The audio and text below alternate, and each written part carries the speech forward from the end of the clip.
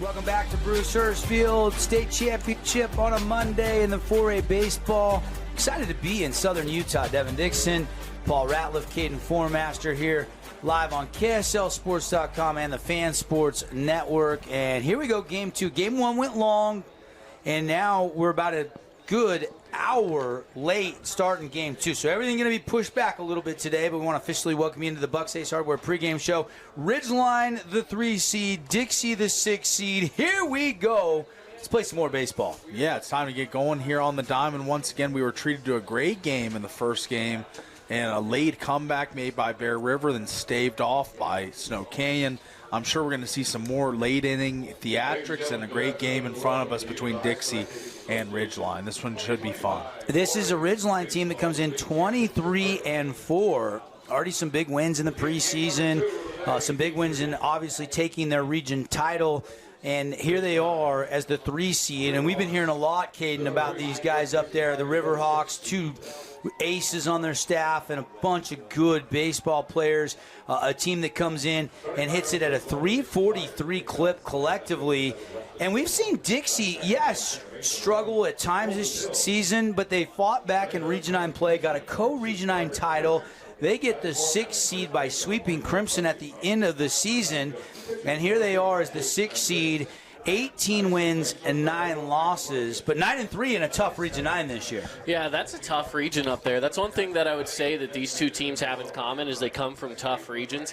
Dixie, although the Dixie is the visiting team in this matchup, Dixie did end up being co-region champs. They got off to a slower start in preseason, but they do come from a tough region, so even though they are the visiting team, they're going to be tough. On the other side, of course, as you mentioned with Ridgeline, they're super tough. I mean, as of right now, of course, between them and Bear River, the only 2 teams left from that region here in the bracket play of this tournament. Bear River losing earlier today to Snow Canyon. So Ridgeline trying to keep the Regional 11 hopes alive. Shunner Nyberg making his playoff debut as the head coach of the Flyers. Of course, as a freshman, he came in and helped win a state championship as a pitcher, went on to pitch at BYU and had a great college career. Justin Jensen, head coach of Ridgeline for the last couple of seasons, took over in 2022. So his 4th year as the head coach. He's already went 74-36, and they've been very, very competitive in 4A. And they'd love to make it all the way to a state championship best-of-3 series starting Friday night. But we've talked a lot about it, guys. These Monday, Tuesday games, if you can stay on that winner side of the bracket, it makes things easier on you, your fans, your parents, your players, and your pitching staff, for that matter. That's probably the most important element of all that is the pitching staff, with how you've got to equitably distribute the pitches and the innings and all the things to make it to the ultimate goal of winning the state title. So I think it's the splits and the way the pitchers are used is a key factor throughout this tournament. Want to welcome you into the Bucks Ace Hardware pregame show. Think Bucks for all your lawn, garden, and hardware needs. Let's get into the keys to the game, brought to you by Everbowl St. George. Is where St. George baseball fans get their superfood fix. Paulie, first for the Dixie Flyers. Yeah, it's got to be the big game Hunt, as Hunt a key piece for this Dixie offense, batting .500, 4 home runs. He's a guy that really moves the needle for them. The bottom of the order production, when they're turning it over, they've got to get hits in the 7, 8, 9 holes to set up the top of the order, which is so potent. And then a quality start on the bump for Jake Andreas. He's the ace. He's been the guy that's been a little up and down this season, but they need him to perform well if they're about to make a deep run in these state playoffs. Those are your Everbowl keys to the game for the Dixie Flyers. Yeah, Jake Andreas, I mean, been around, not going to be intimidated by the moment, but you're right. He's the Crimson, got into trouble in his first loss early in the year to Snow Canyon. Got into a little trouble against Westfield, but his offense was able to pick him up. I think they were trailing 5-2 last week in the Super Regional. So I like that key. And then for the Ridgeline Riverhawks, the Everbowl keys to the game. Yeah, let's take a look at it real quick here. Of course, it's partially winning the mental game, making sure that you don't make those errors, don't make those mistakes, play some really smart baseball. That includes both on the field and even at the plate, right? got to make sure you're doing well there. Control the pace, try to get up early and stay up, and then exploit matchup situations, especially, again, with those at-bat and pitching situations. Do what you can to exploit them. All right, we'll get the starting lineup after this first pitch. Let's play some baseball at 2:33. First pitch going out. Weston Gilmore takes ball 1 inside. Let's show you the Sport Court of Southern Utah starting lineups there for everybody watching on KSLSports.com. And it'll be Gilmore, Hill, Turley to lead things off. Hunt will bat in the 4-hole, and Andreas in the 5-hole. And the pitcher for Ridgeline, they have 2 guys, and we didn't know until about, 20 minutes ago, who the Riverhawks were going to throw. And they are going with Jensen. And Jensen's numbers we'll get for you in just a second here is 1-1 pitch. Now 1-0, they're saying, the count down there. And now I've navigated away from his numbers. I'll find them for you here. Just underway. UCCU Credit Union bringing the live stream. Gilmore's going to put a charge. Center fielder darting back, and he gets to it, and that is a long out, number 1, out there in center field. Man, looked like he was on Sovereignty out there, running on his horse all the way out into deep center field to make that catch. As, man, that was a long run for center fielder to make that play. But it's made, and first out's on the board for the Flyers. Colton Hill is the batter here for the Dixie Flyers. He's been swinging it really good all year long. Hill comes in hitting north of 400. His dad is the assistant coach on this team. He's hitting 419 coming into today. And the pitch, breaking ball, looped it out there into left field. Coming in hard, diving, can't get to it. It's going to be a 1-out hit for Hill. Left fielder sold out, but couldn't make the play. That was an awkward fall. Let's see if he's okay, getting up a little slowly. But, man, that was a kind of an awkward positioning to make that play. And he kind of stalled a little bit before he ultimately hit the turf. But, man, good attempt there, but unable to make it. And now the Flyers in business with the man on 1 out.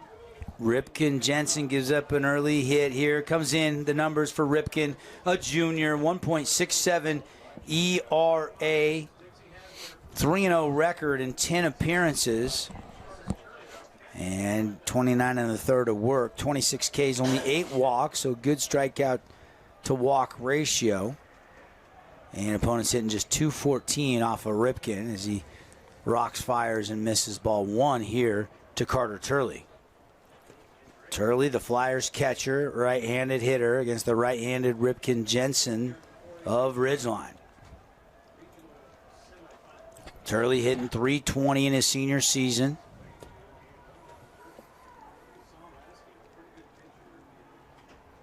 Man, 2-0 the count.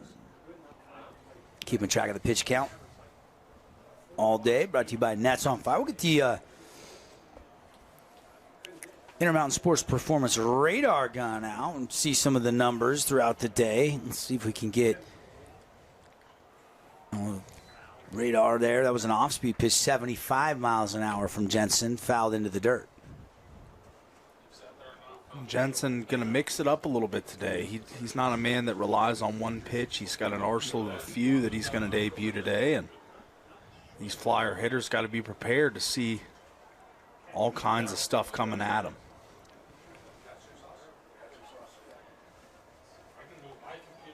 Two-one count here to Turley. White bottoms with the white tops, green numbers, green and blue hat for the Riverhawks. Turley wearing the baby blues with the white pants, white numbers. What do you think of the color schemes today, Paulie? Yeah, sharp. I like the Flyers, Carolina, sky, whatever you want to call it, blue with the white bottoms. And then the Riverhawks hit that neon green. I know it's a school color, but it looks sharp. Really good look for the Riverhawks. And here is the 2-2 pitch, and he got Turley. Beaned him. 2-on now for the Flyers here in the top of the first inning, just underway.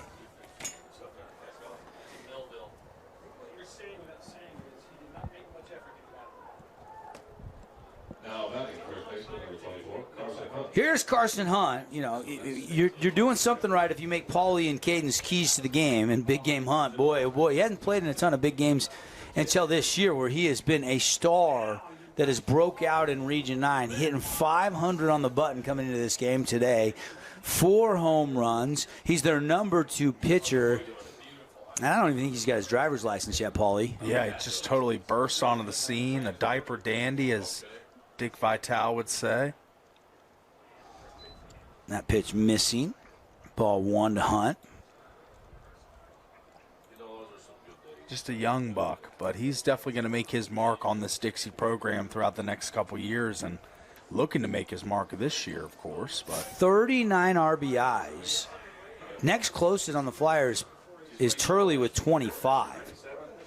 So he's got 14 more ribbies than any of his teammates. He's got 16 doubles and 4 home runs, 4 of their 10. They've hit in 10 coming in to the state tournament. And Chunter Nyberg said at Media Day that there would be a lot of younger players that were going to impact this team, and Hunt, one of the many sophomores, making a big, big impact on this team. 2 on, 1 out, top of the first, no score. Flyers, the visitors, they are the 6 seed, Ridgeline the 3 seed. Caden, how much is a wind a factor out there on the field for these pitchers and outfielders? I mean, in between games, it was really whipping, and it still is. It's still definitely whipping out there at the moment. So definitely take that into consideration. It's going to be something to watch out for. Modest lead for Gilmore at second. Maddox, the shortstop, now comes up behind him, but won't go over to the bag. Swinging and a miss, strike 2. Off-speed pitch there, fooled Carson Hunt.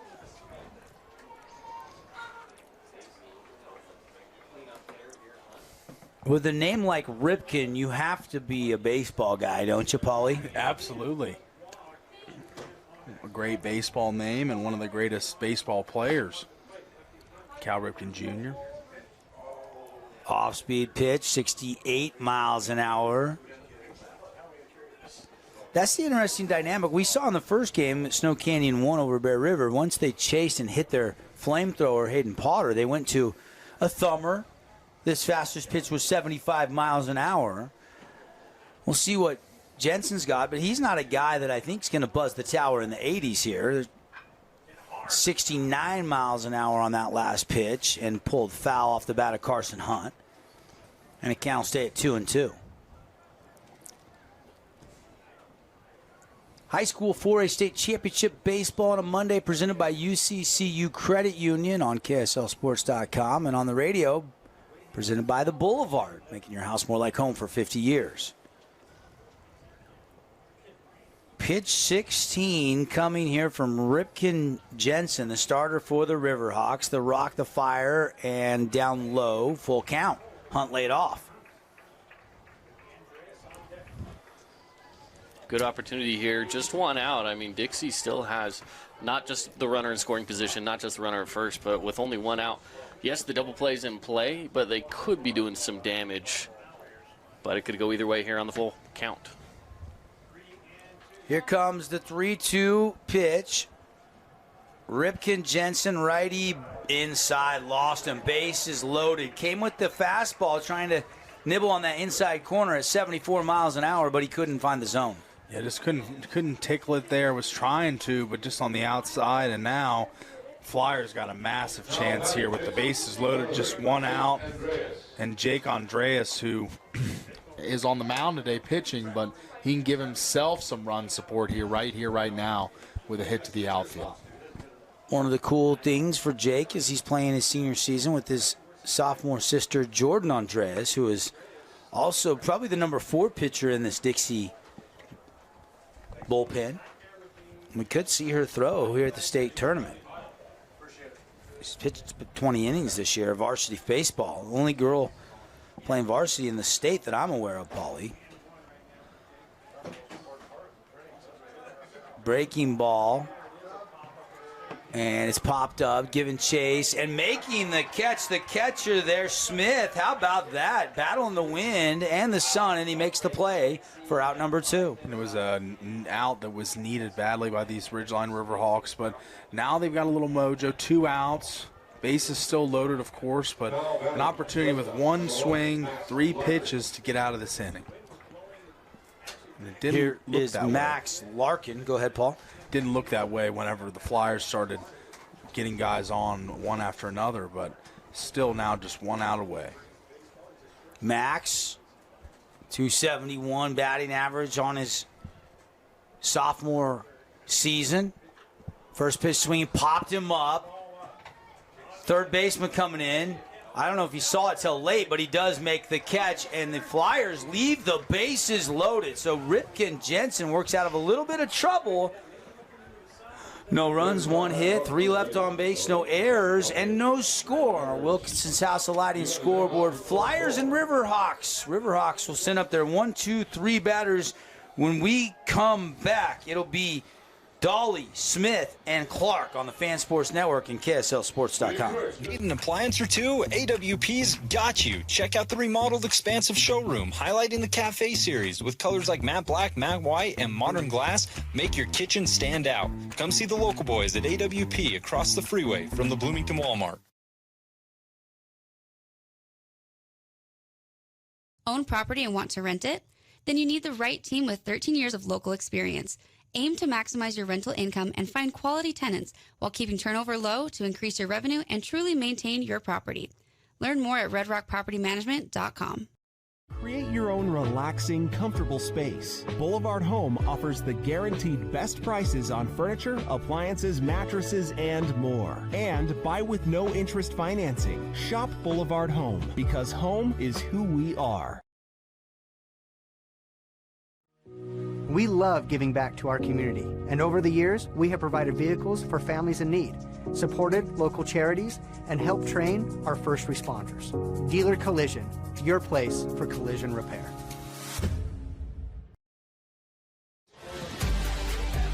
Hey, welcome back, everybody. Devin Dixon, Caden Formaster, Paul Ratliff here inside our Grass Creek Construction broadcast booth. 6-3 record for Jake Andreas as he finishes up his warm-up tosses. 4.14 ERA. Guys, we've seen good Jake where he's unhittable, and we've seen, Jake be a little bit hittable and have, like, some really good outings mixed with the 3 losses were really where he got torched. Snow Canyon, Crimson. We've done a couple of games this year where that was one of those games where, like, did they just tattoo Jake Andreas, the senior who's going to play college baseball at San Francisco? Yeah, we know when Jake is on, he's nearly unhittable. That's right. He's had some outliers this season, of course, but when you get the good Jake Andreas, you're going to get one of the better pitchers in not only the region but the state. So Ridgeline's got to hope that he's off his A game today, and the Flyers got to hope that he's locked in, dialed in, ready to give you grade A Jake Andreas today. So we'll see what Ridgeline can do. So Ridgeline will start with Nate Dowling to lead things off. Left-hander Nate. Paulie, Dolly will lead things off. How big is it to get the table set? Pretty big deal, but he falls down 0-2 quickly, so I'm not sure Andreas has got other ideas. Oh, 1-1, I'm sorry. Or it is 0-2, okay.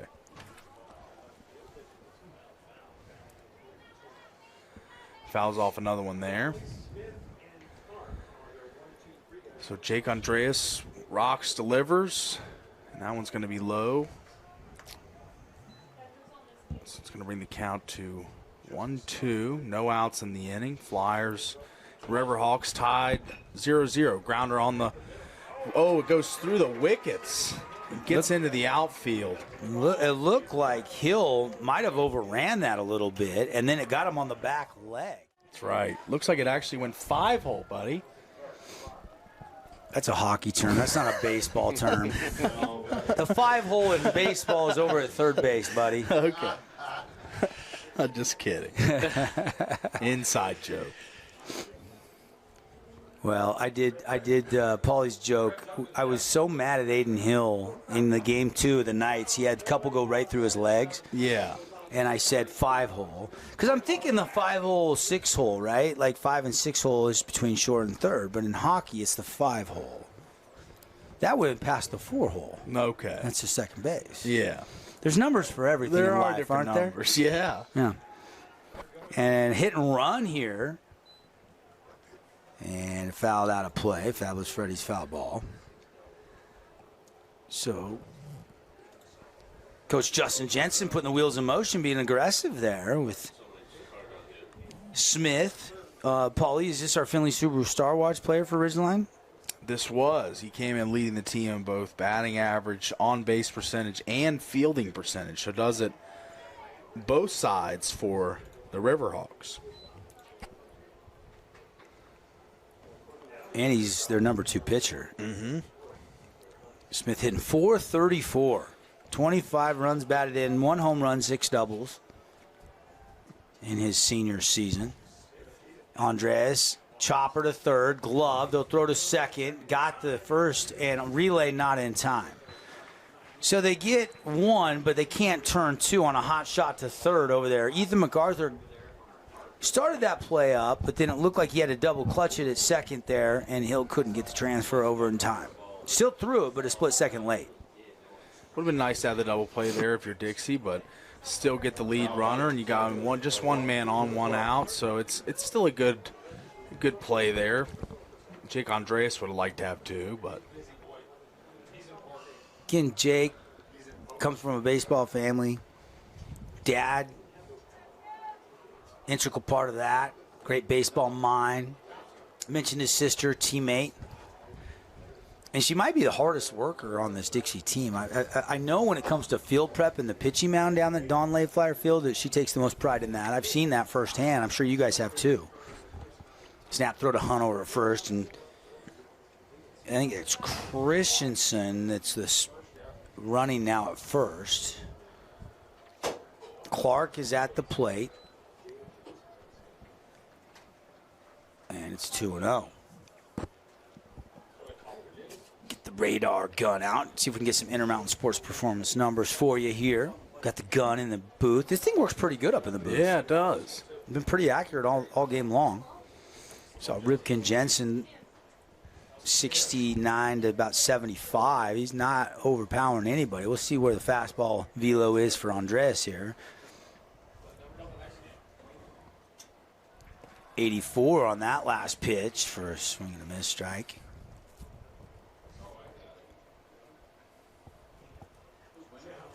We had 2 pretty high-end velo guys in the Snow Canyon 10-7 win over Bear River, and that's a swing and a drive into right. Caught. They're going to try to double up, throw to first, not in time. So a line out to right for out number 2 off the bat of Clark. And Christensen scampers back to the bag at first in time.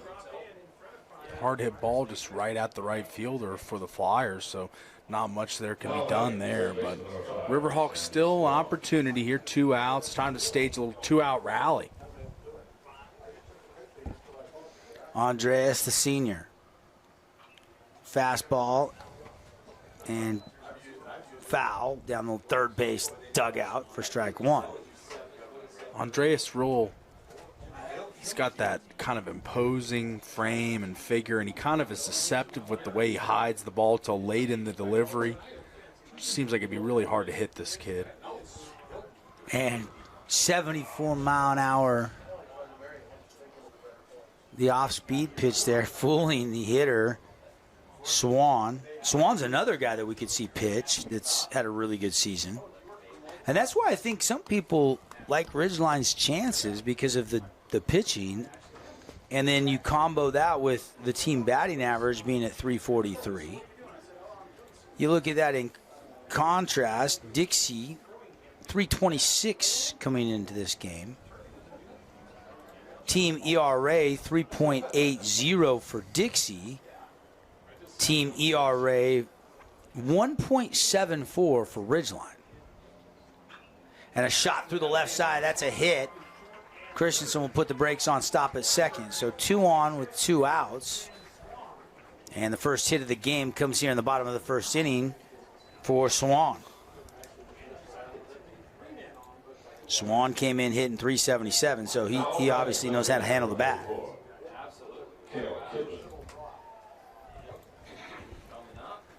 Right fielder Kel Kidman coming up. How many guys do you see rocking the number 44?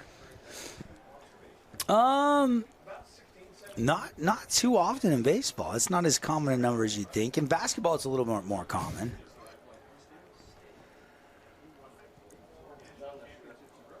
Paulie, that's not funny. It is. It's fun. So Honolulu Grill, one of our great sponsors, brought us food. Monica had to run back to the radio station. That's what you get for leaving. You get messed with a little bit. Paulie's joking around here. Saying it was banditoed off, yeah. Yeah. But that's what you get for leaving. You get messed with a little bit. You might. what? Just pushing some buttons. Yeah, That's some all he's buttons. doing. Monica, your food is safe. Kate and I are protecting it. 85-mile-an-hour strike at the knees on that pitch from Jake Andres. Working on Kidman. Kidman, 322 hitter.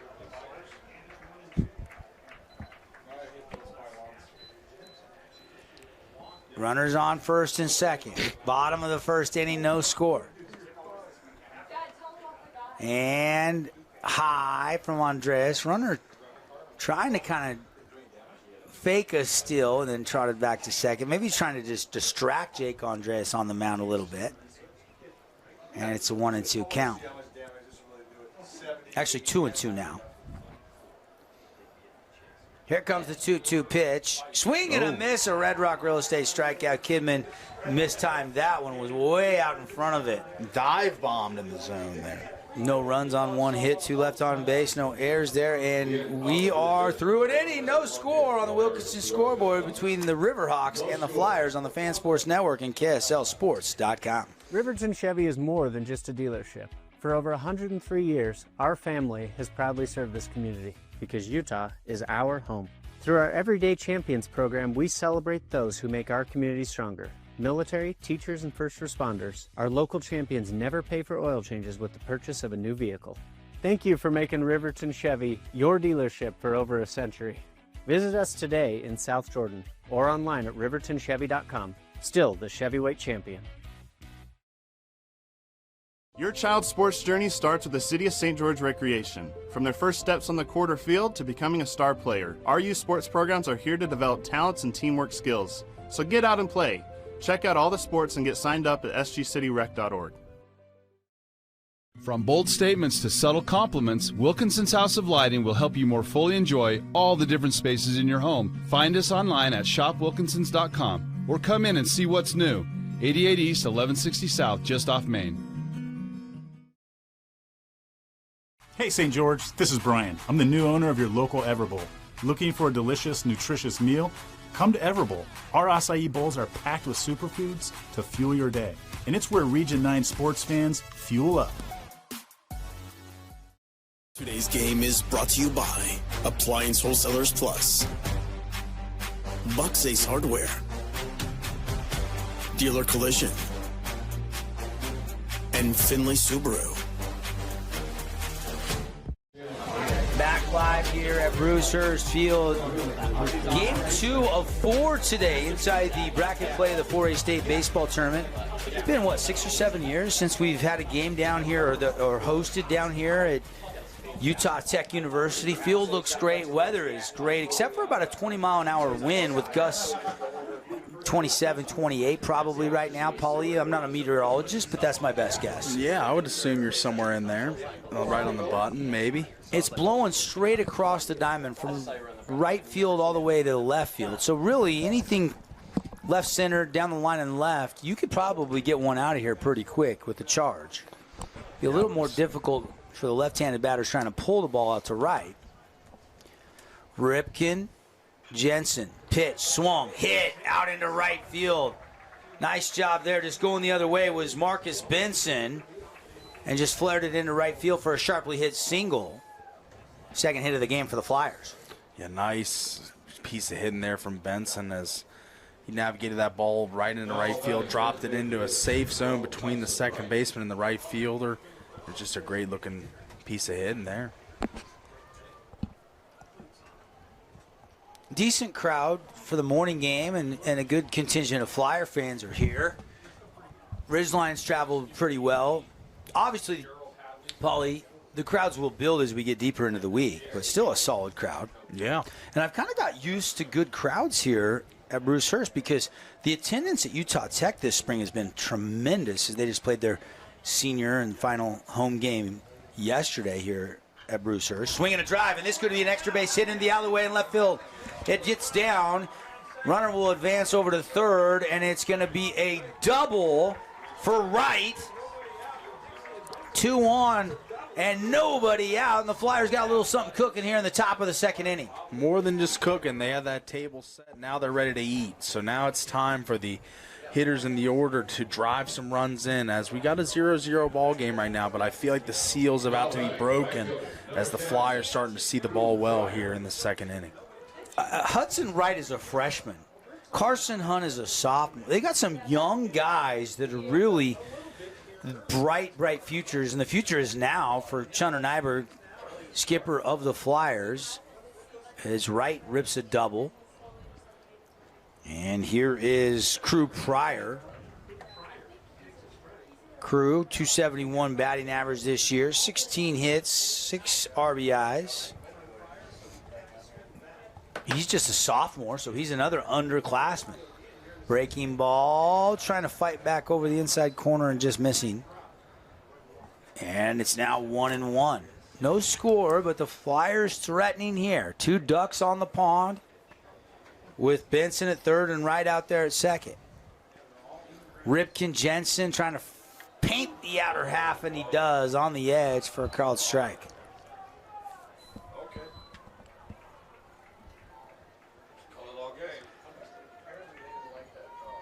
Some disagreement from fans on that one. Everyone thought that might have been a little too far outside. Audible disagreements. Wow. Breaking ball, stayed back, pulls it into left, going back. An over-the-head catch on a jog by the left fielder, which is Kidman.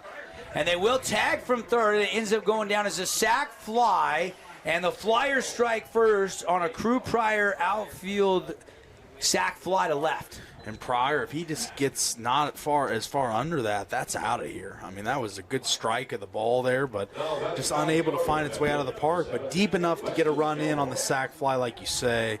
And now 1-0 on the big scoreboard out there in center field. And already back to the top of the order, and here is Weston Gilmore again. Another one of these really hot hitters for the Flyers. So the Flyers left him loaded up, but already after coming up empty in the first, have drove in the first run of the game and take a 1-0 lead. Gilmore takes that first pitch inside, ball 1. Ripken Jensen taking a long look in, sets the ball in the mitt. Now the leg kick and the delivery, and paints the inside corner for a called strike 1, and it's 1-1 to Gilmore. Again, as always, looking for our Finley Subaru star of the game, our Jersey Mike sub of the game, and our Appliance Wholesalers Plus Playmaker play of the game. We'll hand those out in our post-game show at the conclusion of the game. And Gilmore got beaned. Got him right on the upper leg, maybe the hip area there. And Gilmore now trots down to first base, hit by the pitch. And that's not what you wanted if you're the Riverhawks, because Jensen's starting to lose a little command here, it seems like, in control of the zone, as Flyers starting to key in, get some hits, draw some walks. That hit by pitch just there. So, I mean, this is only 1 run right now, but could mushroom into more and more here if he doesn't get it under control. Here's Colton Hill, 1 for 1.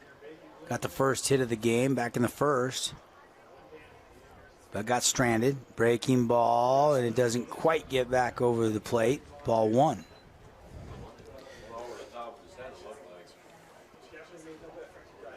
Appreciate Everbowl, their acai bowl smoothies. Sound good. Go check it out.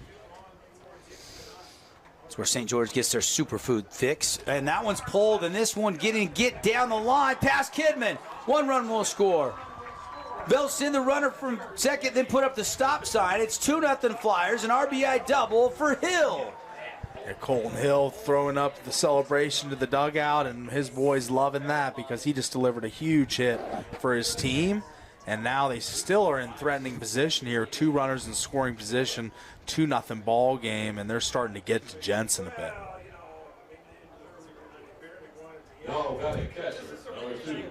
This is kind of what they were hoping to do in that first inning. I mean, of course, they got the bases loaded up, but they never were able to capitalize on it. So now it's all about capitalizing, right? And maybe going back to kind of the keys to the game, capitalizing in big moments really is a key here for Dixie, especially here early in the game, now just top of the second inning. And fastball outside corner called strike. Everybody playing in on the grass here. Infield all drawn in with 1 out for a potential play at the plate.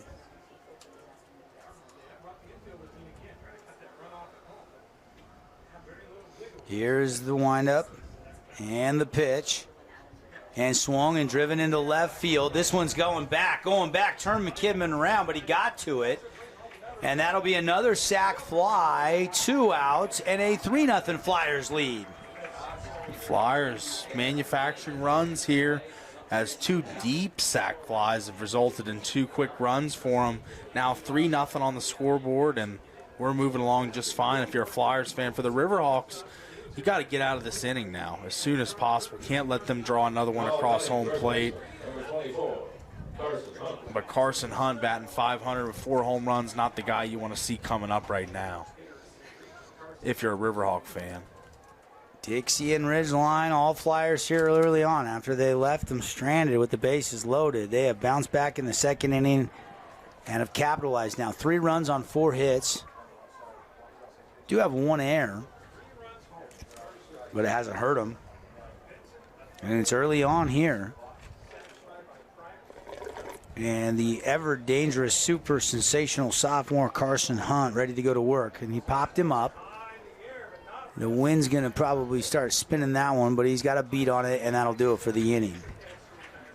They get 3 runs on 3 hits, and the Flyers do take the 3-0 lead on the Wilkinson's House of Lighting scoreboard here from Bruce Hurst Field over Ridgeline. Through an inning and a half, 3-0 Dixie. Back after a message from our great local partners. Nets on Fire is the place to hoop in Southern Utah. Elevate your game with group or individual training with elite coaching. Hustle to netsonfire.org to learn more and see why so many rising stars hoop at Nets. Nets on Fire, building champions on and off the court.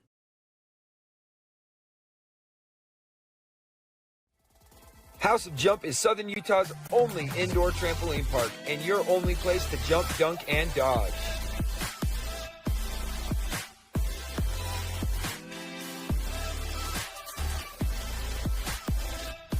Head on over to our house, the House of Jump. Hi there, Dr. Cody Johnson from Johnson Pediatric Dentistry. Just like any good sports team needs a game plan, your child's dental health needs one too. Call us or check us out online. Don't forget to ask for our new patient special. Johnson Pediatric Dentistry, keeping your kids' teeth in championship form. Today's game is brought to you by Everbowl, Back 9 Golf, Fabulous Freddy's, and Great Harvest Bread Company.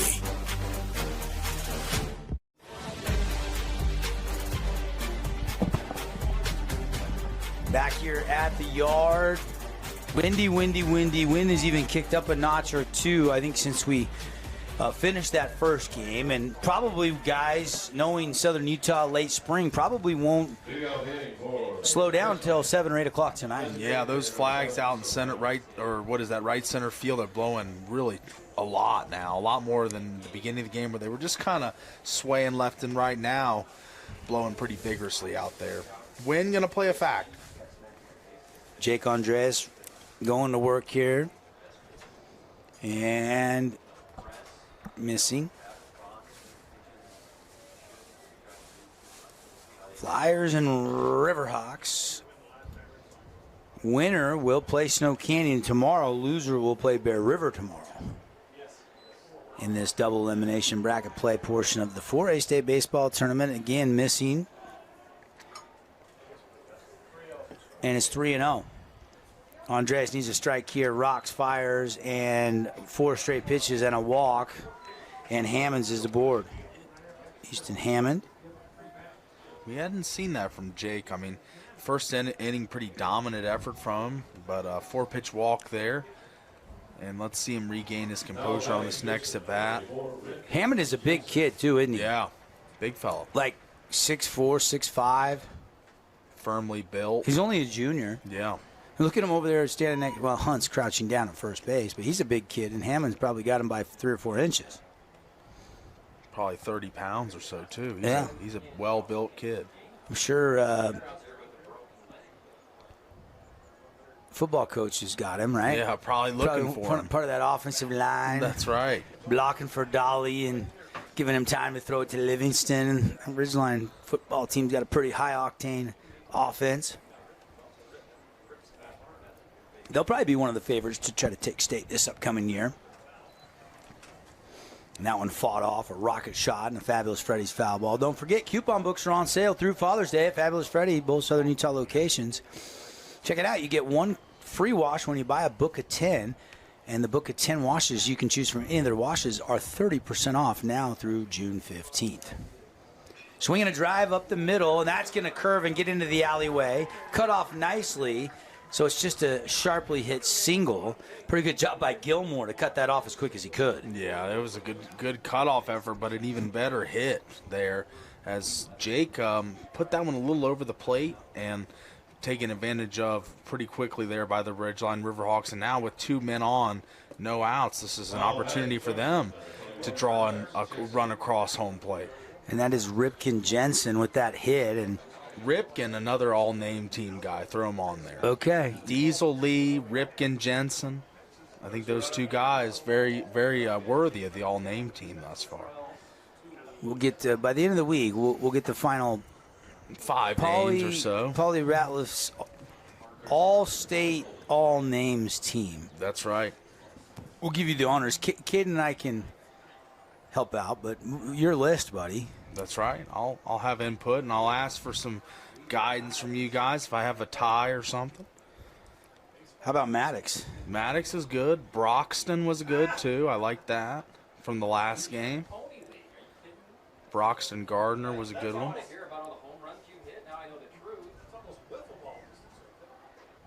And check the swing.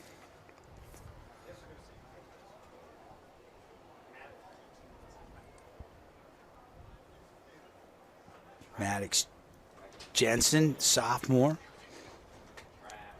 Count now 1-1. Flyers leading 3-0, but runners on first and second here.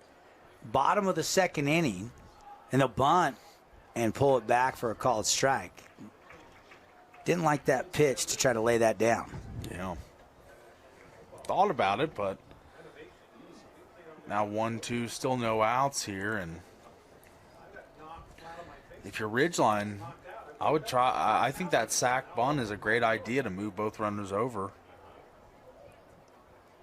And got him looking. Backwards K in the scorebook.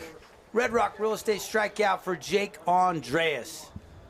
Man, that was a big pitch by Andreas, and he's up and ready to go back to the plate now. He's starting to get into a little bit of a rhythm here for the Flyers, and that's what you want to see if you're a Flyers fan, and the way he's getting going into a groove here. Another K to hang on the board. Another strike. Yeah, he's starting to feel it a little bit.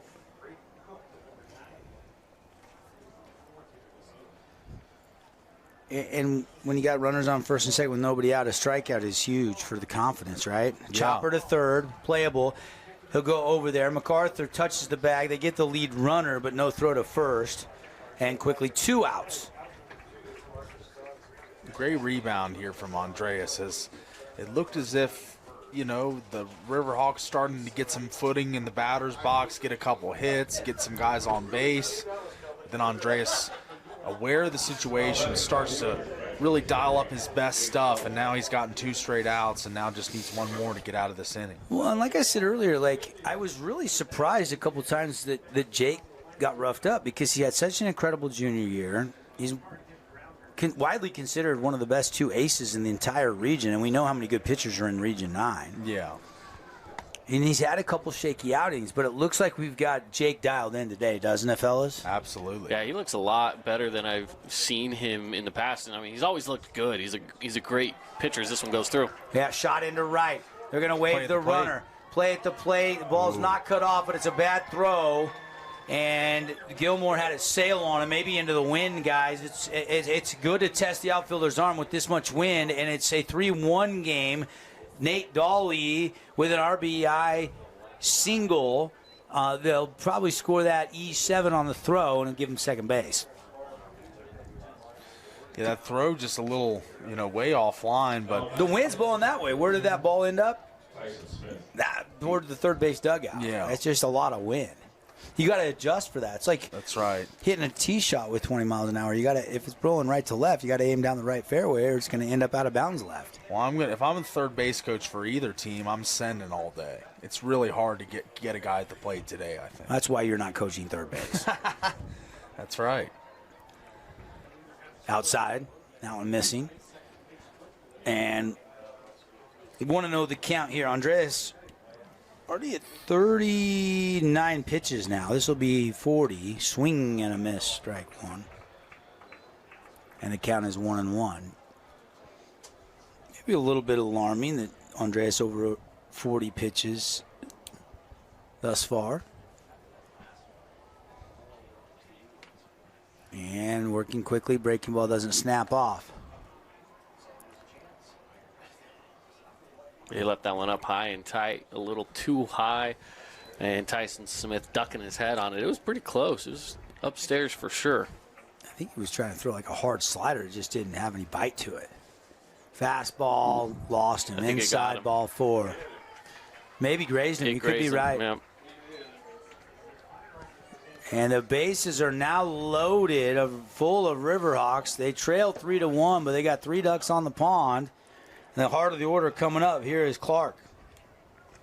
Clark 0 for 1, getting his second AB of this game. Cooper Clark, the center fielder. We've kind of seen the Jacqueline Hyde and Jake Andreas in just this inning. And a foul ball up and out of play. As the first batter, he struck out with confidence, and now blink a couple times and the bases are loaded, and he's facing a big-time jam here, and he's got to navigate out if you're Dixie. But if you're the Riverhawks, you just need one hit here, and this is a brand-new ball game. Andreas has other ideas. Fastball right down the middle for a called strike.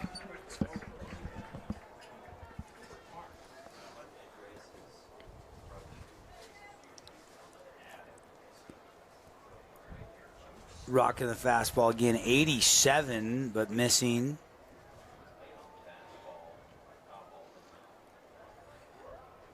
And it's ball 1. 1-2 pitch coming.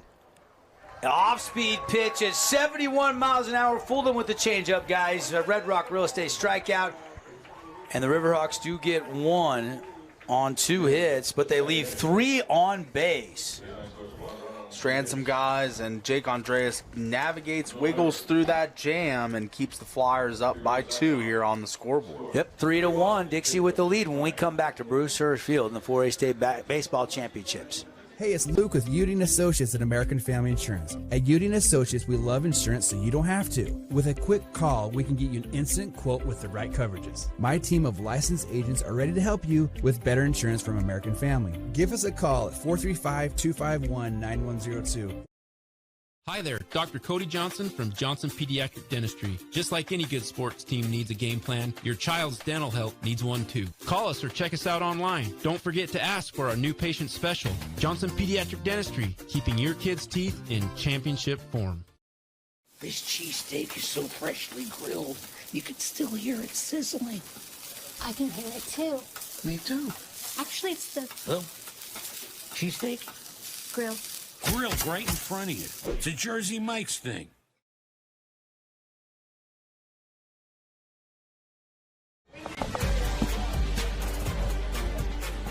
Back at it here from Bruce Hurst Field, getting you ready for the 3rd inning.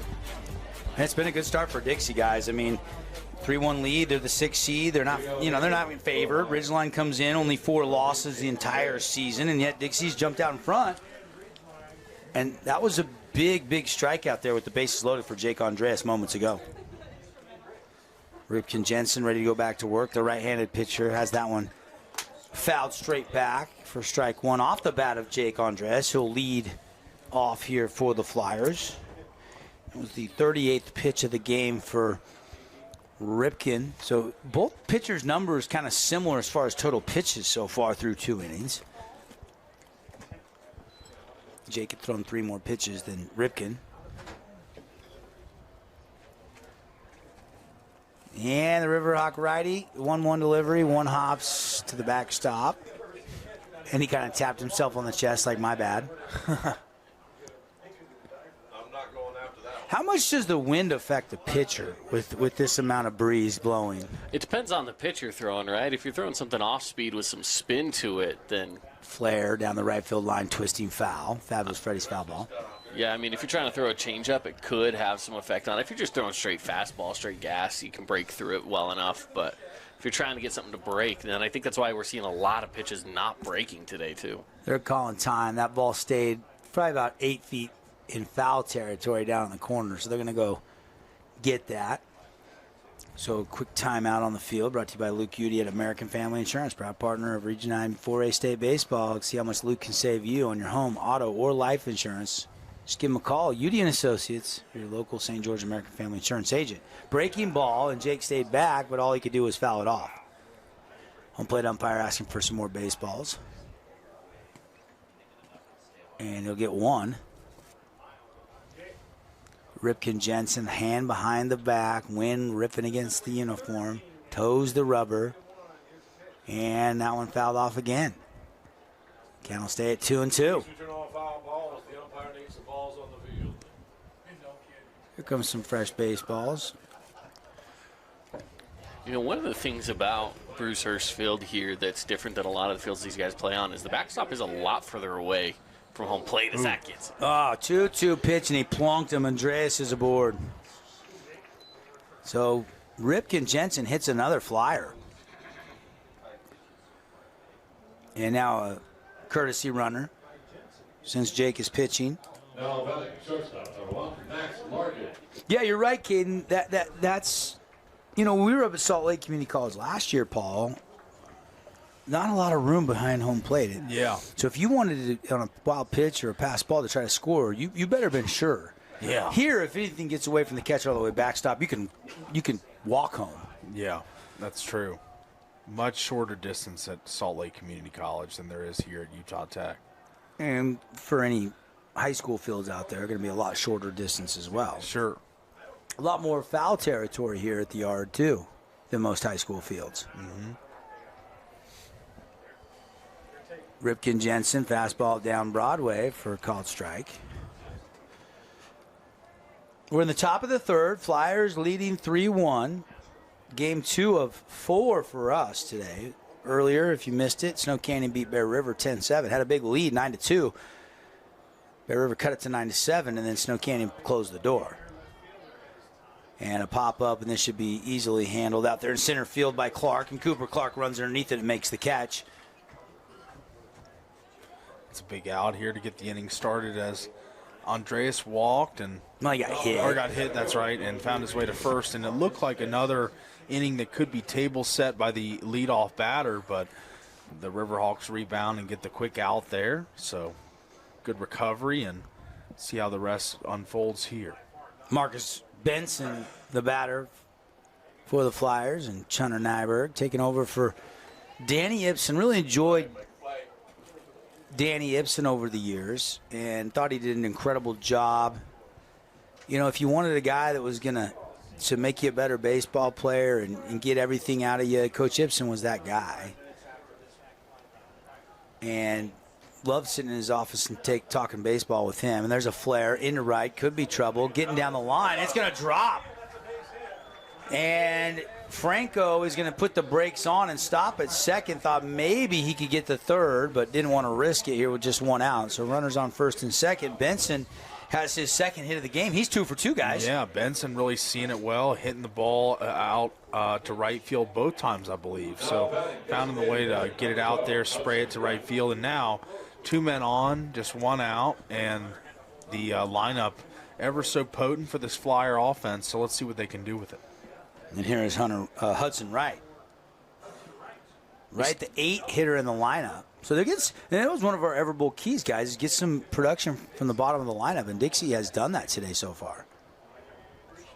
Benson and Wright, already 3 hits between the 7 and 8 hitter, and we've only played less than 3 innings of baseball.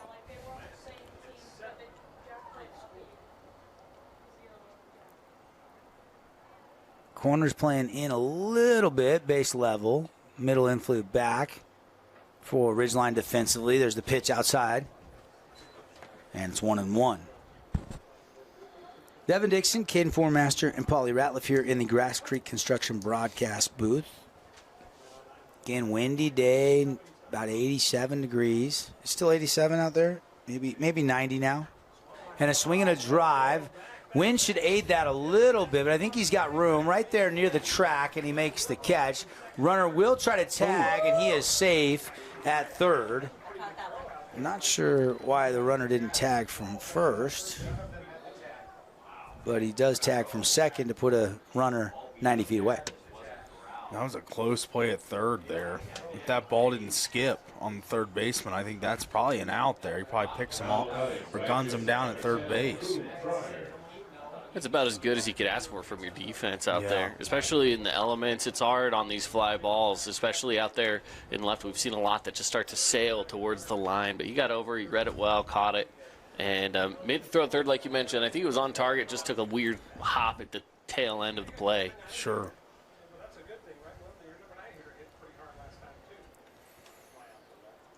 Ripken Jensen, the pitch, called strike. 0-1 the count. And this is Crew Pryor, who got a sac fly, RBI, in his first AB of the game, helping out on the scoreboard as the Flyers have a 3-1 lead, and that one's fouled up and out of play.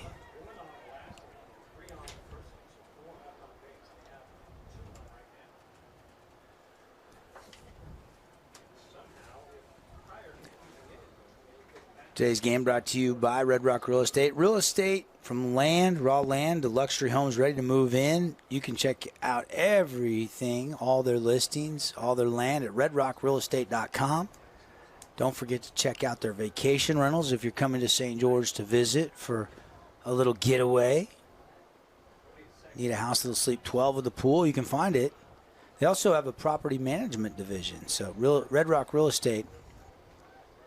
And a shot up the middle, glove by Ripken, looking like Cal Ripken. And Ripken Jensen throws it over to first for the out. That's right. Looked like the old Baltimore Oriole out there making a play, the Iron Man. But that's another Ripken, and he makes the play to send the Riverhawks out of the inning. 3-1 down to the Flyers. So no runs on one hit. They do leave a couple more ducks on the pond. No errors there in the inning. Dixie has the lead 3-1 over Ridgeline here on the Fan Sports Network and KSLSports.com inside the 4A State Baseball Tournament. From commercial to recreational truck accessories, Mountain Land Truck Outfitters has got what you need.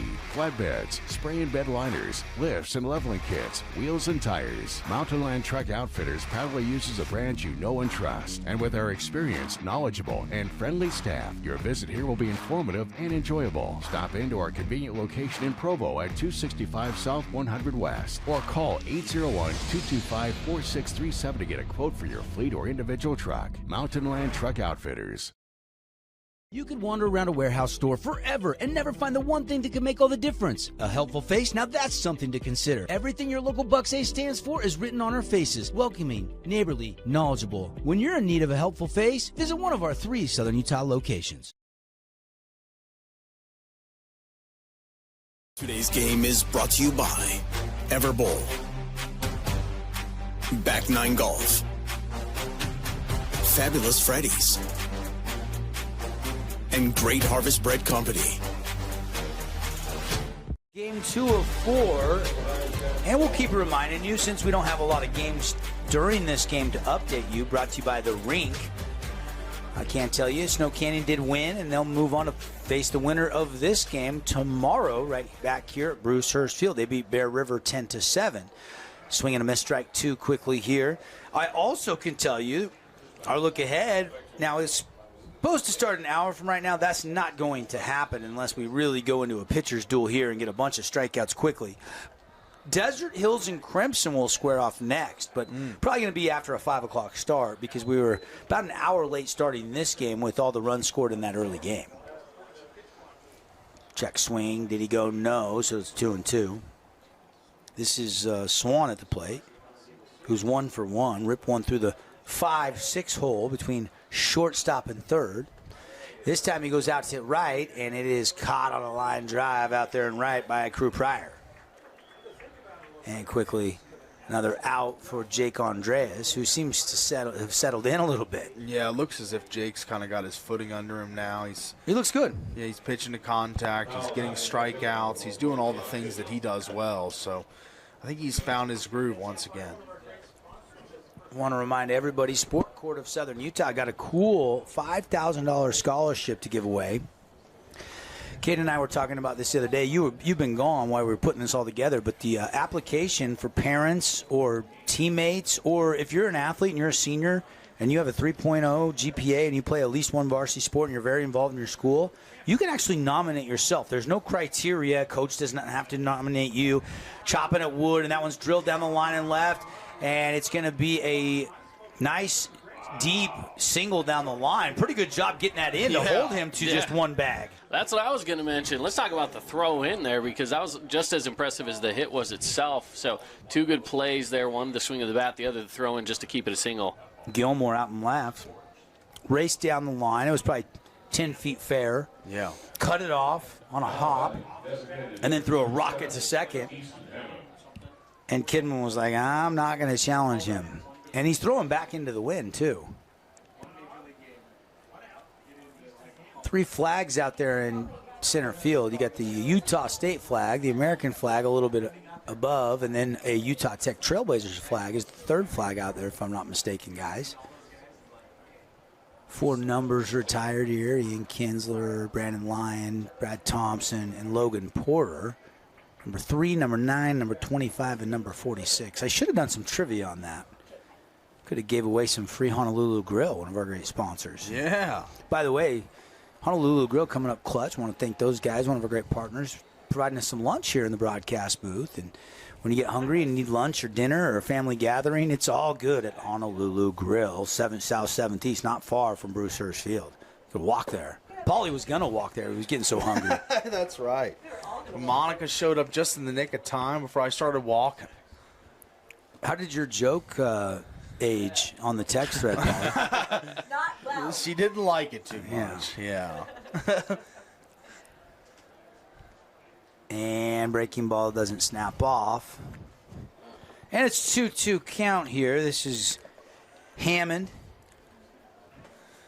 Probably 6'3", 6'4", probably 235, 245, somewhere in that range, I would guess. That might be my best guess. But, Paulie, what do you think?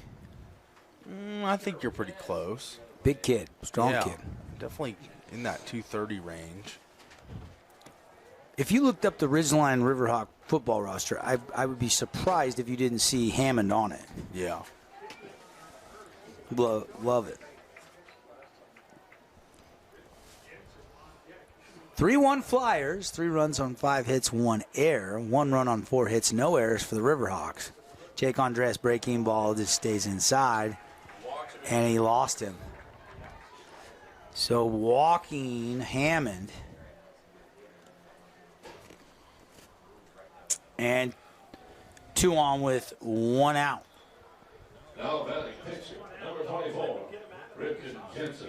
Here comes Ripken Jensen up to the plate, and Jake Andreas having one of those puzzling innings for him. I mean, he showed the dominance the last couple frames, but now 1 out, 2 on. Let's see if he can wiggle through this.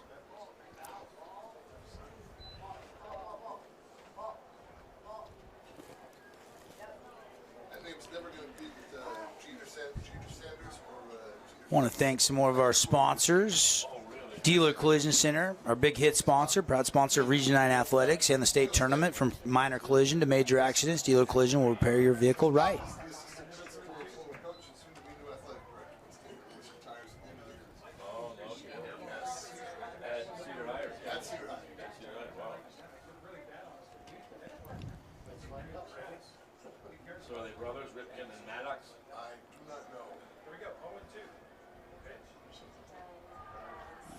Ripken takes a long look at that one, and he gets a ball call.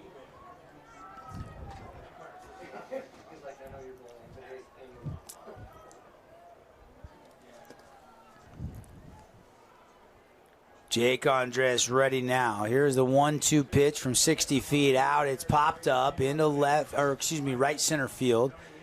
And coming in, Crew Pryor, and he'll throw it all the way down to third to make sure nobody can tag up, and 2 outs. Good throw from right. It was. By the way, Hammond, I've got some insight from Hammond. Big-time football player. Offers from Utah, Air Force, Utah State, and he's the anchor of the Ridgeline Riverhawks offensive line. So our eyes did not fool us on Hammond. He's a baseball player in a football player's body.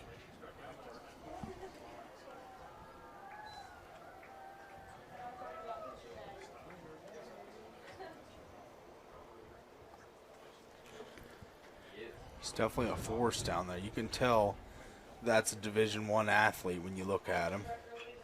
A shot through the right side, but caught by Carson Hunt at first base, and that'll do it for the inning, and they leave a couple ducks on the pond. And the Flyers will take the 3-1 lead, and we'll take a break here on KSL Sports, presented by UCCU and presented by the Boulevard on the Fan Sports Network. Back in a minute. Nets on Fire is the place to hoop in Southern Utah. Elevate your game with group or individual training with elite coaching. Hustle to netsonfire.org to learn more and see why so many rising stars hoop at Nets. Nets on Fire, building champions on and off the court.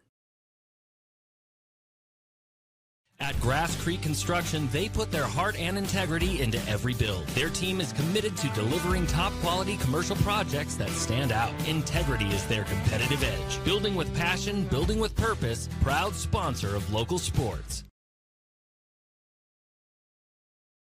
Hi, I'm Jermaine O'Jegman from The Rink, and I'm inviting you to come out and skate The Rink. The Rink is the hot spot in town for big group events and kid birthday parties. We now have a karaoke room and retro skate night every Friday night. Visit skatetherink.com to learn more and let the good times roll at The Rink. Create your own relaxing, comfortable space. Boulevard Home offers the guaranteed best prices on furniture, appliances, mattresses, and more. And buy with no interest financing. Shop Boulevard Home, because home is who we are. Today's game is brought to you by Johnson Pediatric Dentistry, Sport Court, Scooters Coffee, and Holbrook Asphalt. Welcome back, everybody, here. I'm conserving my voice. Game 2 of what's the possibility, guys? We could have, is it a total of maybe as many as 15 games this week if it played out the max? I think that sounds about right. Yeah. Snow Canyon won 10-7 over Bear River. Here, Dixie leads 3-1. Coming up next, Desert Hills and Crimson. And then the nightcap, Timpanogos and Park City. It's a great bracket. We'll see how it plays out come Saturday. Absolutely. And Dixie's going to be starting off at the top of the lineup back at it again here to start off the 4th inning with Weston Gilmore.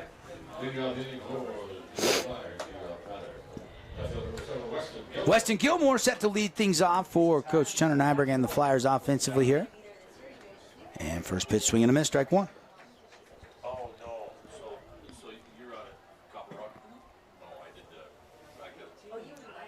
Here comes the 0-1 pitch from Kidman in relief. So Kidman coming in.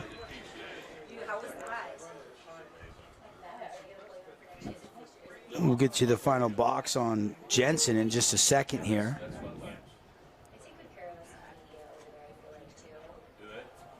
And Kidman's got a little more velo, doesn't he, Paulie? Yeah, he does.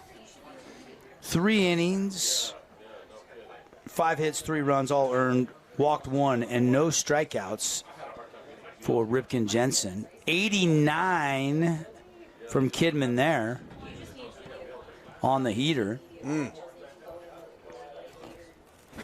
one of the fastest pitches we've seen today. And Kidman, 89 again, just missing inside, 2-2. And you say just missing, that really did just miss. I thought it was so close that I'm surprised that he didn't swing. Gilmore fights this one off. It's a Fabulous Freddy's foul ball.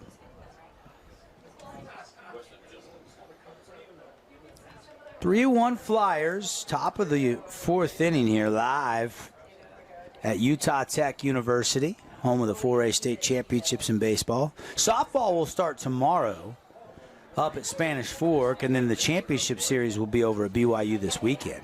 You got pretty good little bracket in softball, too. I'll tell you about that in just a second when we get a break in the action. Swinging a foul ball. Let's do it. Bear River Ridgeline will be tomorrow at noon. Hurricane and Payson at noon.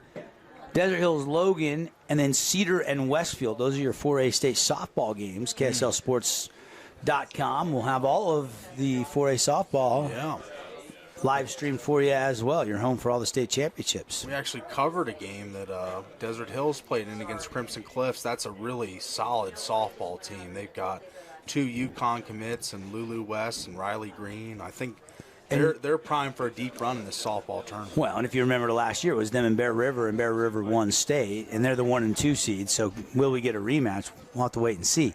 It was this Dixie Flyer team against Snow Canyon, and Snow Canyon won state last year. Will we get a rematch of that? It'll be a little tougher because they would play each other tomorrow, but still could play out to meet back up again. If the loser of that game tomorrow, if Dixie were to win this one, fought back through into the best-of-3 series. But Ridgeline's still got a lot to say about that. We're just in the top of the fourth. They went to the bullpen. Kidman has surrendered a walk. Flyers got all 3 of their runs in the second. Ridgeline answered with their only run of the game in the bottom of the second. And again, those of you that were anticipating a 4:30 start on the Mustangs and the Thunder, that's going to be probably more like a 5:30 start. We were an hour late starting this game. It was scheduled at 1:30. We didn't start till 2:33, the first pitch. And Kidman, 86 miles an hour, and that one's fouled into the dirt. Tried to go for a little bunt and run there to advance that runner over to second base, but pitch was a little high, and he got chasing it, went off the bottom of the bat. Which I don't mind Coach Nyberg trying to manufacture a run here. Nobody out, middle innings. But Hill is 2 for 2. And he checks his swing, and it's just a bit outside. 1-2 the count. That would have been a tough hit to pitch as it was darting away. That was a pretty good slider.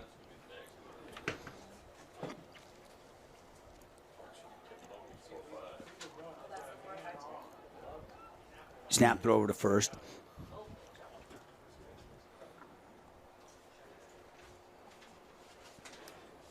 And he's back in plenty of time.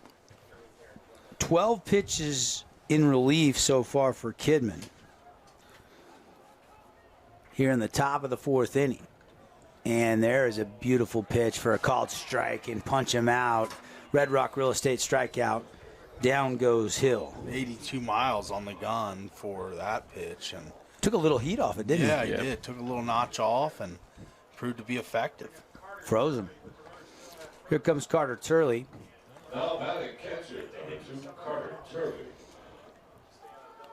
Next level kid. Kind of was in the shadow of Erickson, so they moved him around last year. Now he's back to his normal position as a catcher.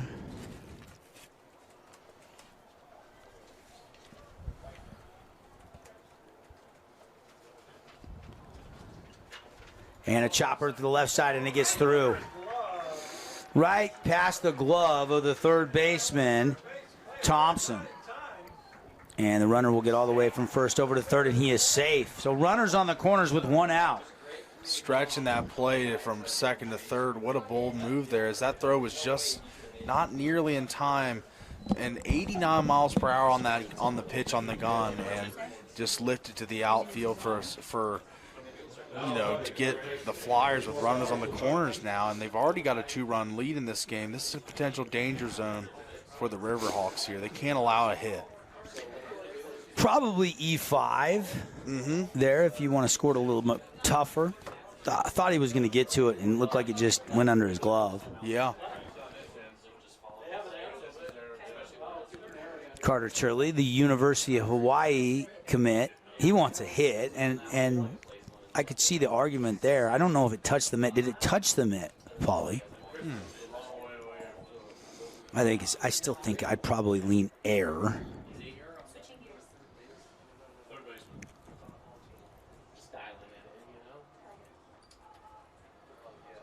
Carter's uncle played in the big leagues and professionally. What people love about Carter Turley is the strong arm behind the bump, or behind the dish, and his pop time's down to second. From home plate to second in about less than 2 seconds. And a swing and a hit and run, and Hunt's going to deliver. Turley froze. The ball is bobbled, and they're still going to hold the runner, and now he's kind of in no man's land, and now Turley's going to run home as that ball goes over by the dugout, and the Flyers get an RBI hit by Hunt and then score another one on a throwing error by the Riverhawks defensively. Wow, what a change of events that was. As it was a great play initially, but the throw just offline, and it ends up near the dugout almost of the Ridgeline Riverhawks, and like we were talking about the distance from the backstop earlier, and a lot of room back there, and had to go retrieve that ball, and not in time as another run crosses for the Flyers. We got a 5-1 ball game here. And a foul ball off the bat of Andreas.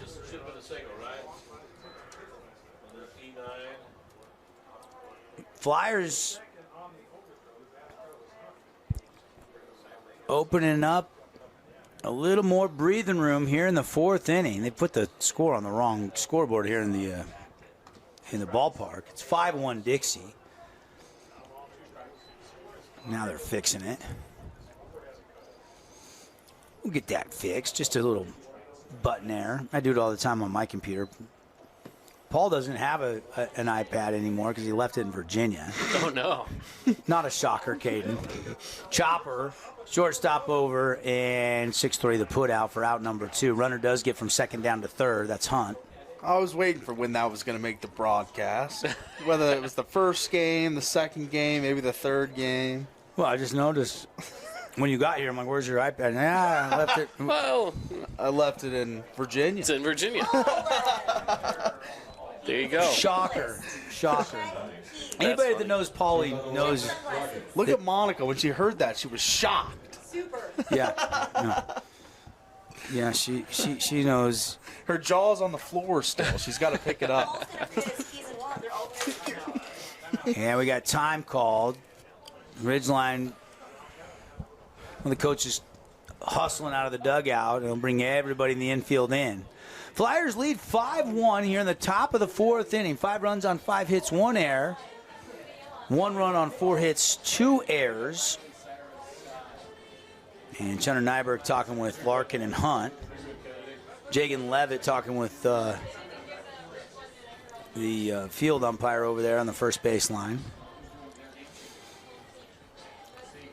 Changing of the guard at Dixie High School. You had Danny Ibsen and Dave Horlocker taking over for Jeff Meshley. They've been there together for, a dozen-plus years. And then Coach Ibsen resigned after last season, and Dave Horlocker stepped aside as well. And Chandler Nyberg gets the job, and Jeremy Hill stays on as the head assistant. And you got young guys like Hobbs Nyberg and Jagan Levitt that played at BYU and Utah Tech, respectively, that know the game, that are helping out on staff. This is a hungry Flyer team.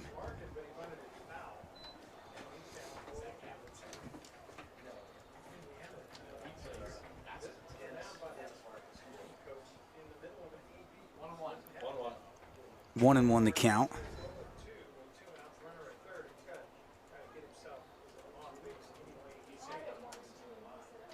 And here's the pitch from Kidman. Swing and a miss, 1-2. Good power pitch there. Looks as if the Flyers trying to work their way back into this one. The Riverhawks trying to work their way back into this one. 5-1 on the scoreboard, but they got to get out of this inning. No more damage and only one more out to go. Larkin had that one go behind him. That's a really good catch there behind the dish by Smith. Yeah. It's another run on the board if he doesn't catch that. I was trying to check Tyson Smith. You know, he's hitting way north of 400. Really good catcher from what I can see. I don't see where he's committed to yet. I'll have to follow up on that. This kid looks like a next-level guy to me. Kidman, high, and it's a full count. All right, trivia question. Guys, you ready? Let's do it. Yeah. How many state championships does Dixie High School baseball have all time? That's a good question. And a swing and a miss, and that'll do it for the inning. Guys, you can think about that. We'll come back with the answer after this. Flyers do add 2 more runs on 2 hits, 1 error, and they do strand 1 out there. 5-1 Flyers here on the Fan and KSL. Your car carries you and those you love through the days and years. It deserves the best care you can give it. At Burt Brothers, we can help with that.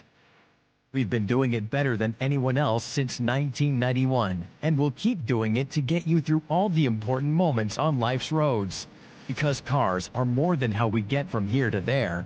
They're how we get from there to here. Find your nearest store and discover special offers at burtbrothers.com.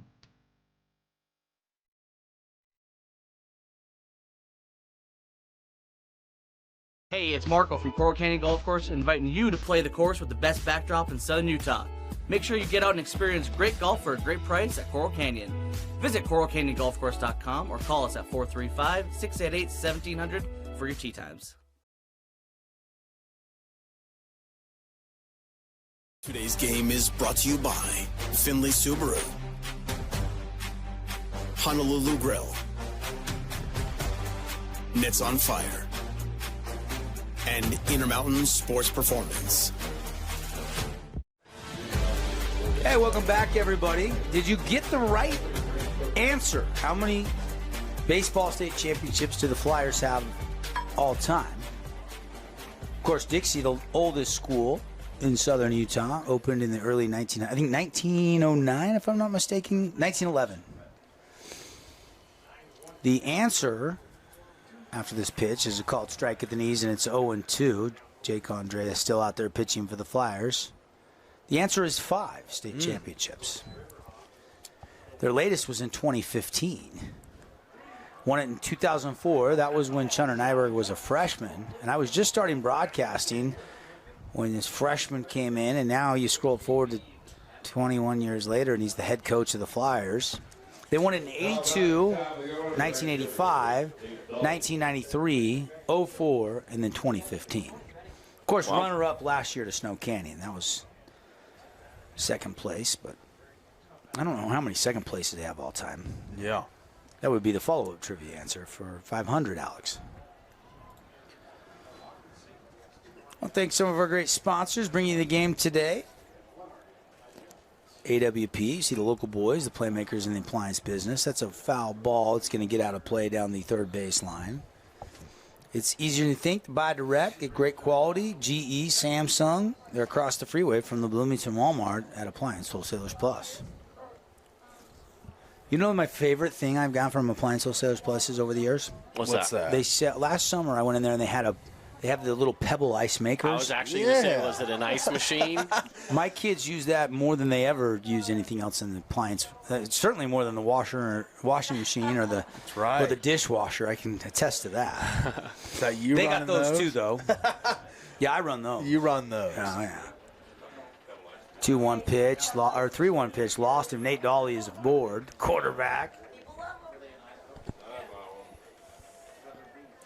Dawley comes in, and you got to be careful with him. 345 hitter, and they put him aboard. You know, that's a name I feel like we've been calling a long time here in different sports. The state of Utah's 4A athletics. Dally out of Ridgeline. He's only a junior. He'll be a senior starting next fall. And he's not the first Dally to go through the program either. Yeah. True.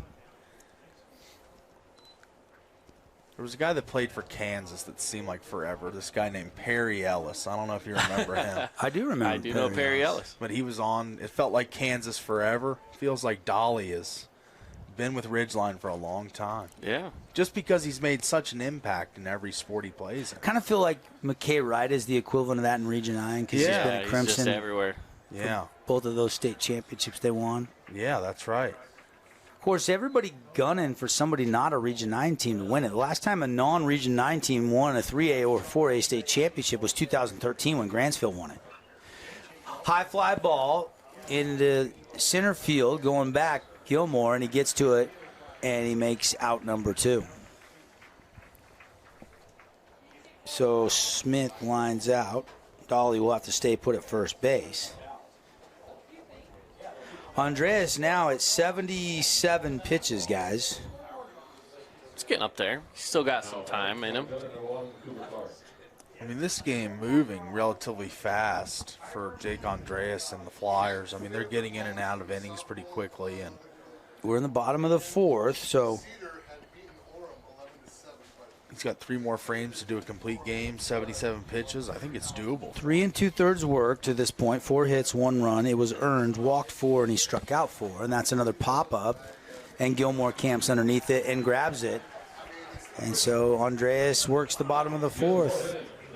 No runs, no hits, no errors, nobody left. Well, 1 left on base. They strand him over there at first. That was Dolly after he walked. And it's still Flyers leading 5-1 on KSL Sports and the Fan Sports Network and the Wilkinson scoreboard. Best Friends Animal Sanctuary in Kanab is open daily for free family fun. Take a tour, volunteer, hike a trail, or bring home a new best friend. Visit Best Friends today for magical memories that'll last forever.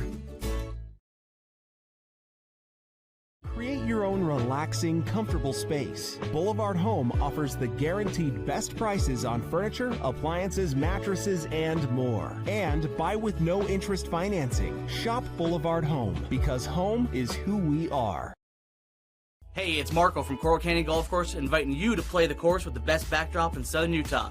Make sure you get out and experience great golf for a great price at Coral Canyon. Visit coralcanyongolfcourse.com or call us at 435-688-1700 for your tee times.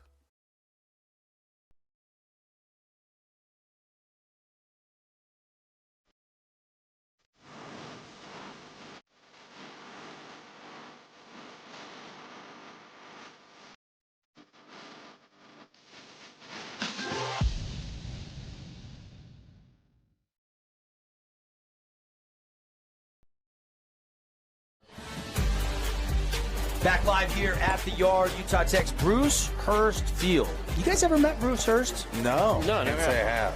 Had a couple of really good chat. He was the coach here for a short stint back in the junior college days.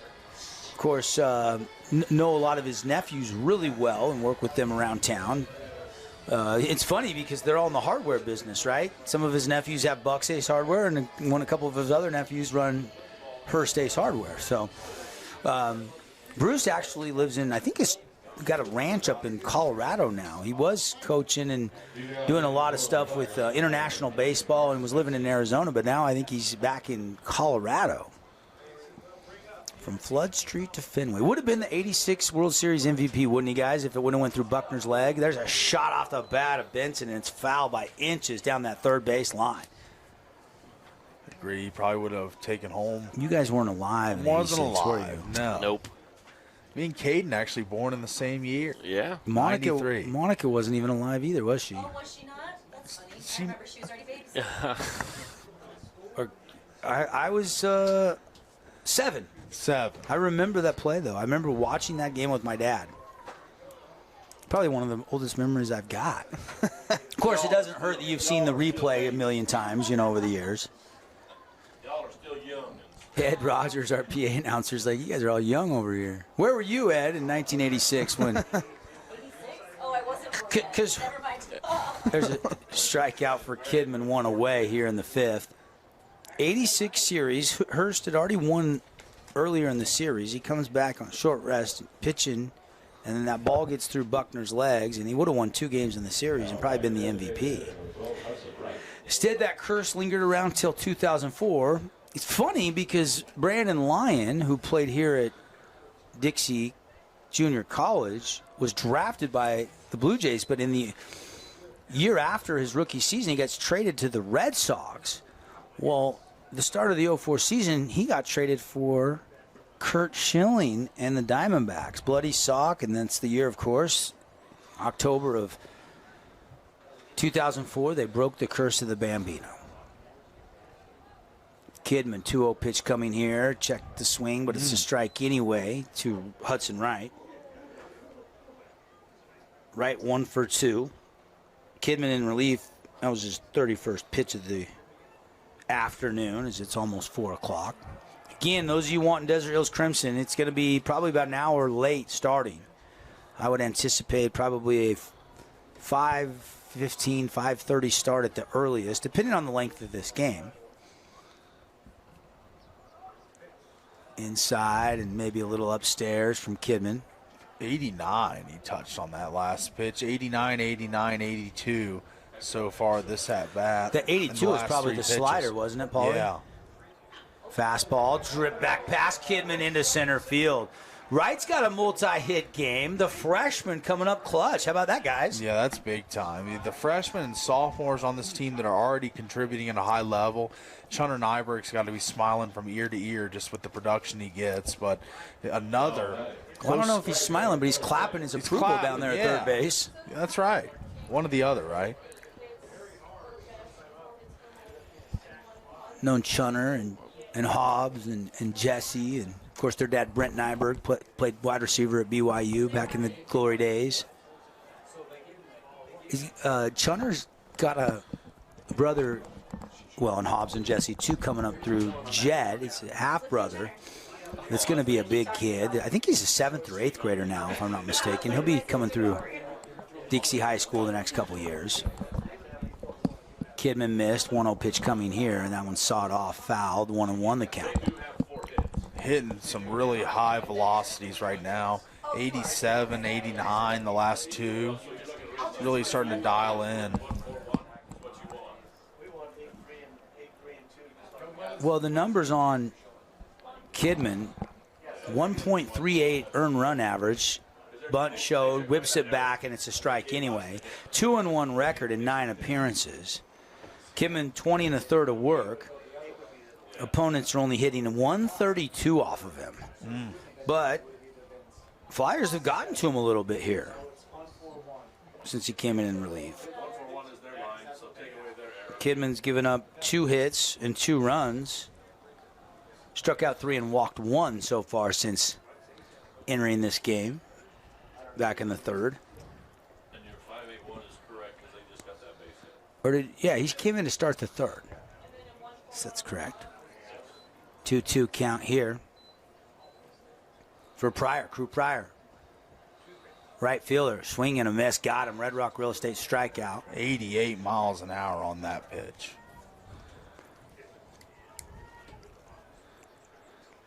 Really bringing the heat now. I mean, he maybe took it off that 182 on the slider, but it's been a lot of fastball, heavy dose of the fastball thus far.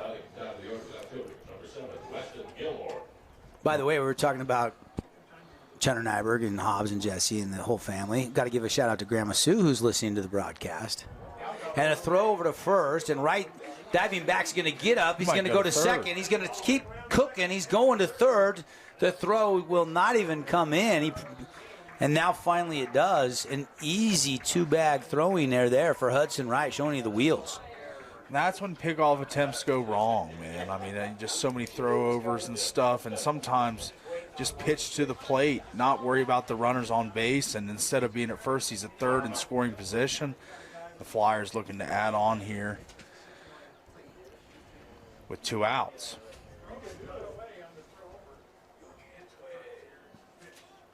And there's a little chopper but foul down the third baseline.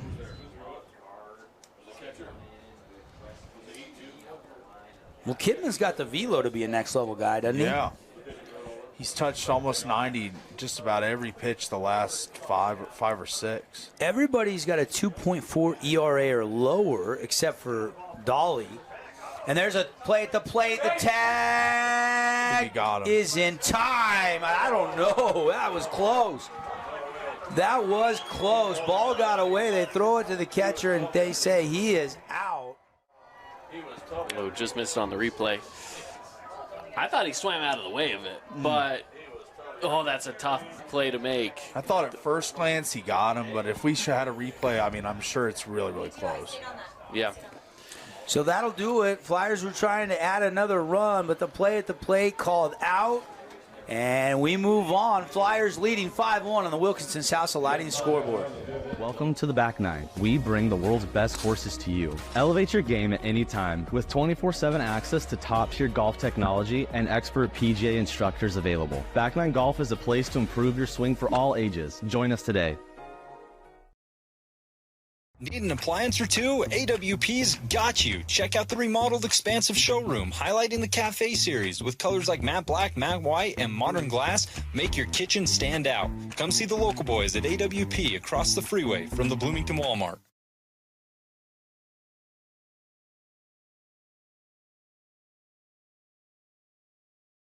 Best Friends Animal Sanctuary in Kanab is open daily for free family fun. Take a tour, volunteer, hike a trail, or bring home a new best friend.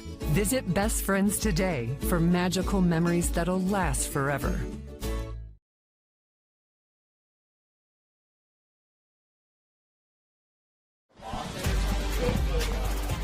Back live here at Brewster's Field. Boy, oh boy, we went back and just rewatched that, guys. That was close. That was close. I think at a second glance, he might have had his fingertips on home plate and then the shoulder tag up high. I think he might have been safe. Shunner Nyberg was out there the whole inning having a pretty casual conversation, but hey, human element there, and obviously it is what it is, and we play on. Flyers still have a 4-run lead.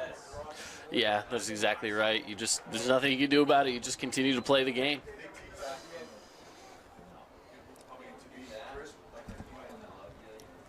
And the 0-1 pitch, swinging a drive, and that's going to be a hit.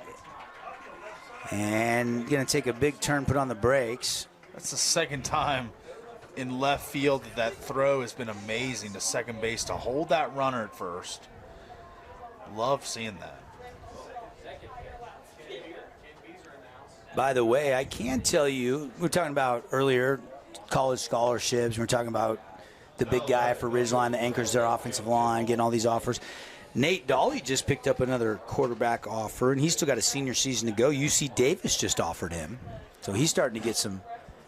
I'm sure there's many more coming. He's still a junior. Yeah. I feel like Utah in baseball and football, the talent just keeps increasing, and the pool of recruits just keeps getting better and better. I don't know how you guys feel, but after covering 20 years of local sports, the talent is certainly there in the state of Utah. Now, in football, are we California? Are we Texas? Are we Florida? No, I get it. But we're starting to put more and more really good recruits into I mean, look at the kid that just got drafted from Ole Miss that Paulie didn't think was a first-round draft pick. That's right. Jackson Dart, Corner Canyon kid. By the way, I think I only got one cup of coffee out of that whole week-long coffee That's bet. right.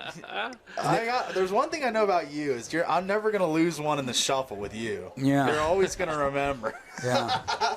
Well, I've got Shadur Sanders better be an All-Pro in the first 4 years, or else I'm going to eat a steak dinner That's somewhere. right. I don't forget my bets. That's right.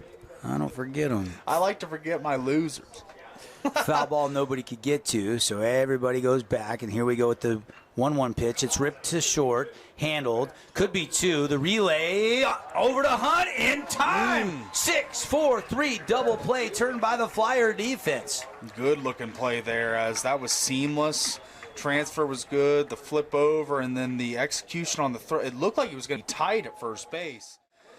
But I think we got the replay here. This is going to be it's a part of it. Screaming down the line, but okay, and it throws over a little late, and then it's tight at first base, but just in time to get the out. Andreas, that helps a pitcher, right? You're later in the innings, you're starting to get tired, but it's a state tournament. That just kind of refuels you, Yeah. gives you that boost of energy, and Jake rocks, fires, and delivers a strike. A double play is always a welcome sight to a pitcher. Pop outs, quick one-pitch pop outs, stuff like that to keep the pitch count low. This is Hammond again. We were talking about all his football scholarships. And he is 0 for 0 officially, guys. He's got hit and walked.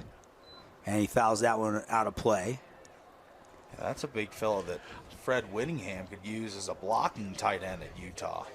Just got to say, there was a fan over here that caught that ball, didn't even have to get up from his seat. Yeah, Utah. That's fantastic play. What did I tell you earlier, Paulie? Hammond, Utah State and the Air Force are the big schools that have offered so far.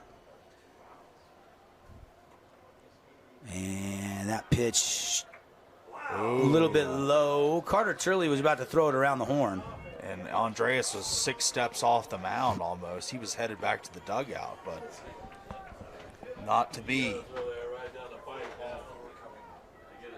Easton Hammond has new life, 283 hitter. Andreas rocks, fires, fouled straight back. And everything will reset. Count will stay full. You wouldn't know that Andreas is now at 90 pitches. Where's the velo at, Paulie? We'll get a number here on this pitch right now. I bet he's still upper 80s. Oh, that's a breaking ball. 70, and he got took him. some off on that 72. Yeah, that was the curveball. And he got him looking. Hammond, a Red Rock Real Estate strikeout for Jake Andreas. And that's the end of the 5th inning. Flyers still leading Ridgeline 5-1 here on the Fan Sports Network, KSLSports.com, and the Wilkinson scoreboard. At UCCU, we'll provide you with a low-rate line of credit that makes it easy to access the equity in your home with no fees or closing costs. Simply complete an application on your phone or computer and select the low-rate option you prefer. And then sit back and enjoy the peace of mind that comes from knowing you have a low-rate line of credit. Ready for whatever life throws at you. To learn more or start your application, visit uccu.com or stop by any branch. Oh, hello, Italian nightclub from Jimmy John's. Ciao, freshly baked bread piled with Italian-style meats. Hey, hand-sliced veggies. Am I obsessed with this sandwich? Yeah. So what if I am? Jimmy John's. Order online or on the app. You could wander around a warehouse store forever and never find the one thing that could make all the difference. A helpful face? Now that's something to consider. Everything your local Bucks A stands for is written on our faces. Welcoming, neighborly, knowledgeable. When you're in need of a helpful face, visit one of our 3 Southern Utah locations. Today's game is brought to you by Wilkinson's House of Lighting, The Ring, Jersey Mites, and Coral Canyon Golf Course. Back here at the ballpark, St. George, Utah, home of Utah Tech University. Trailblazers just finished up their final WAC homestand over the weekend. They get 2 of 3 from UT Arlington. They got to go to Sac State. They got a midweek game tomorrow, so the staff is here today, but they'll leave in the morning, so they won't be around the rest of the week. And high school baseball will be here till a state champ is crowned on Saturday. Will Ridgeline and Dixie be playing again Saturday? We'll find out. It'll be a lot easier for whoever wins this game. Well, I've only seen a couple of times teams able to come back through the one-loss side of the bracket and win a state championship. Under this new format, I haven't seen it. Under the old format, it would happen more often. And Paulie keeps echoing what I said earlier. You certainly can't win a state championship on a Monday, but you can certainly lose it. Even though by the letter of the law that's not true. Makes it a lot tougher. Gilmore leading off here, and quickly it's 2-2. Kidman still in there dealing. Shot to third off the glove. And I think that's going to be a tough one to score because it was hit so hard.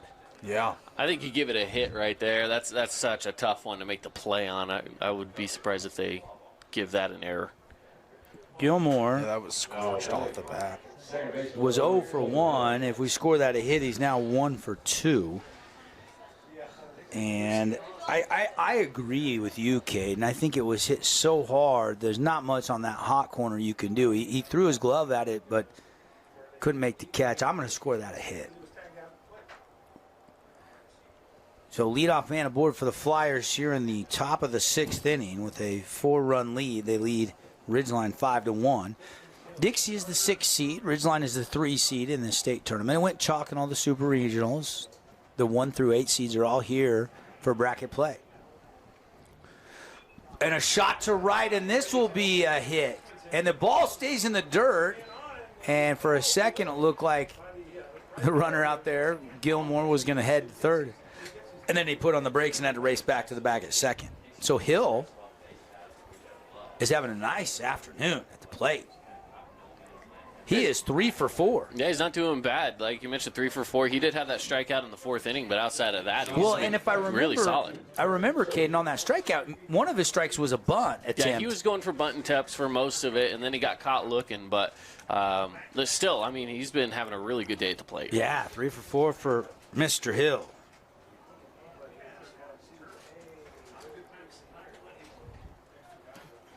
I think Crimson, the year they won it, 2023, they dropped a game and then came back through. Ooh, almost got him. And he had to duck down to dodge that. Turley somehow doesn't have him hit him.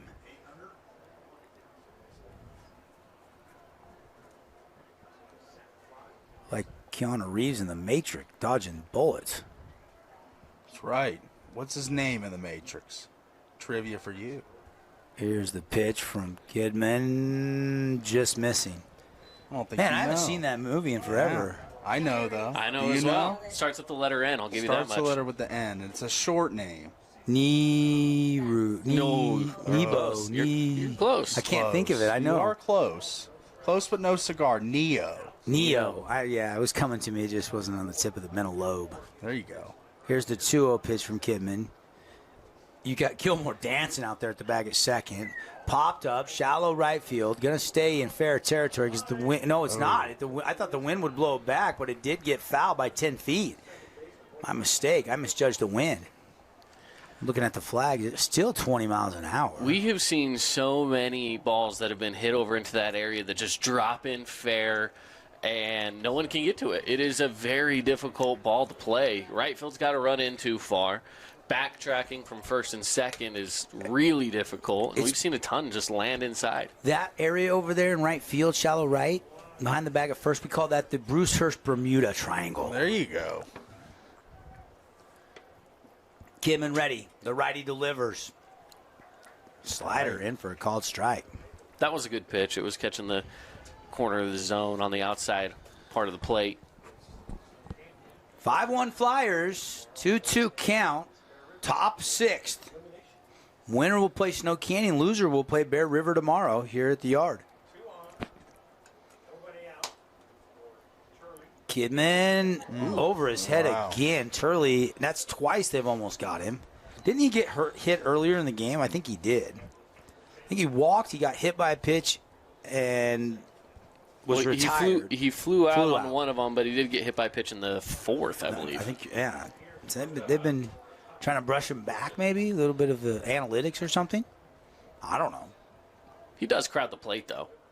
And popped up again. This one looks like first baseman ranging over is going to have a play on it, and he squeezes it in foul territory. Nice catch over there by Swan. Good pitch there. Took some off at 70 miles an hour on the gun. Kind of got him locked up a little bit. Popped him up into the air and gets the first out of the inning. You know, and I'm surprised we're just seeing the first out of the inning as coach is going to come out and have a quick conversation because I feel like this has been the longest top of the 6th inning, and we've only seen 3 batters come through. Well, it looks like we're going to have a pitching change. Yeah, it looks like they're going to make a move. All right, we'll take a quick break. We'll come back. We'll tell you about the new pitcher. Looks like it might be Swan. Well, he's standing there. It might not be Swan. We'll tell you when we come back after a message from our great local partners. Flyers lead 5-1 over Ridgeline. This cheesesteak is so freshly grilled, you can still hear it sizzling. I can hear it too. Me too. Actually, it's the Hello? Cheesesteak? grill. Grilled right in front of you. It's a Jersey Mike's thing. Own property and want to rent it? Then you need the right team with 13 years of local experience. Aim to maximize your rental income and find quality tenants while keeping turnover low to increase your revenue and truly maintain your property. Learn more at redrockpropertymanagement.com. Aloha, sports fans. It's Boo and Nick from Honolulu Grill. Come get a taste of the islands. Try our famous Kahlua pork or tender teriyaki chicken, and you'll love our mac salad and sweet sauce on your rice. Don't forget to try our original Kava 8 at Honolulu Grill. It's game time.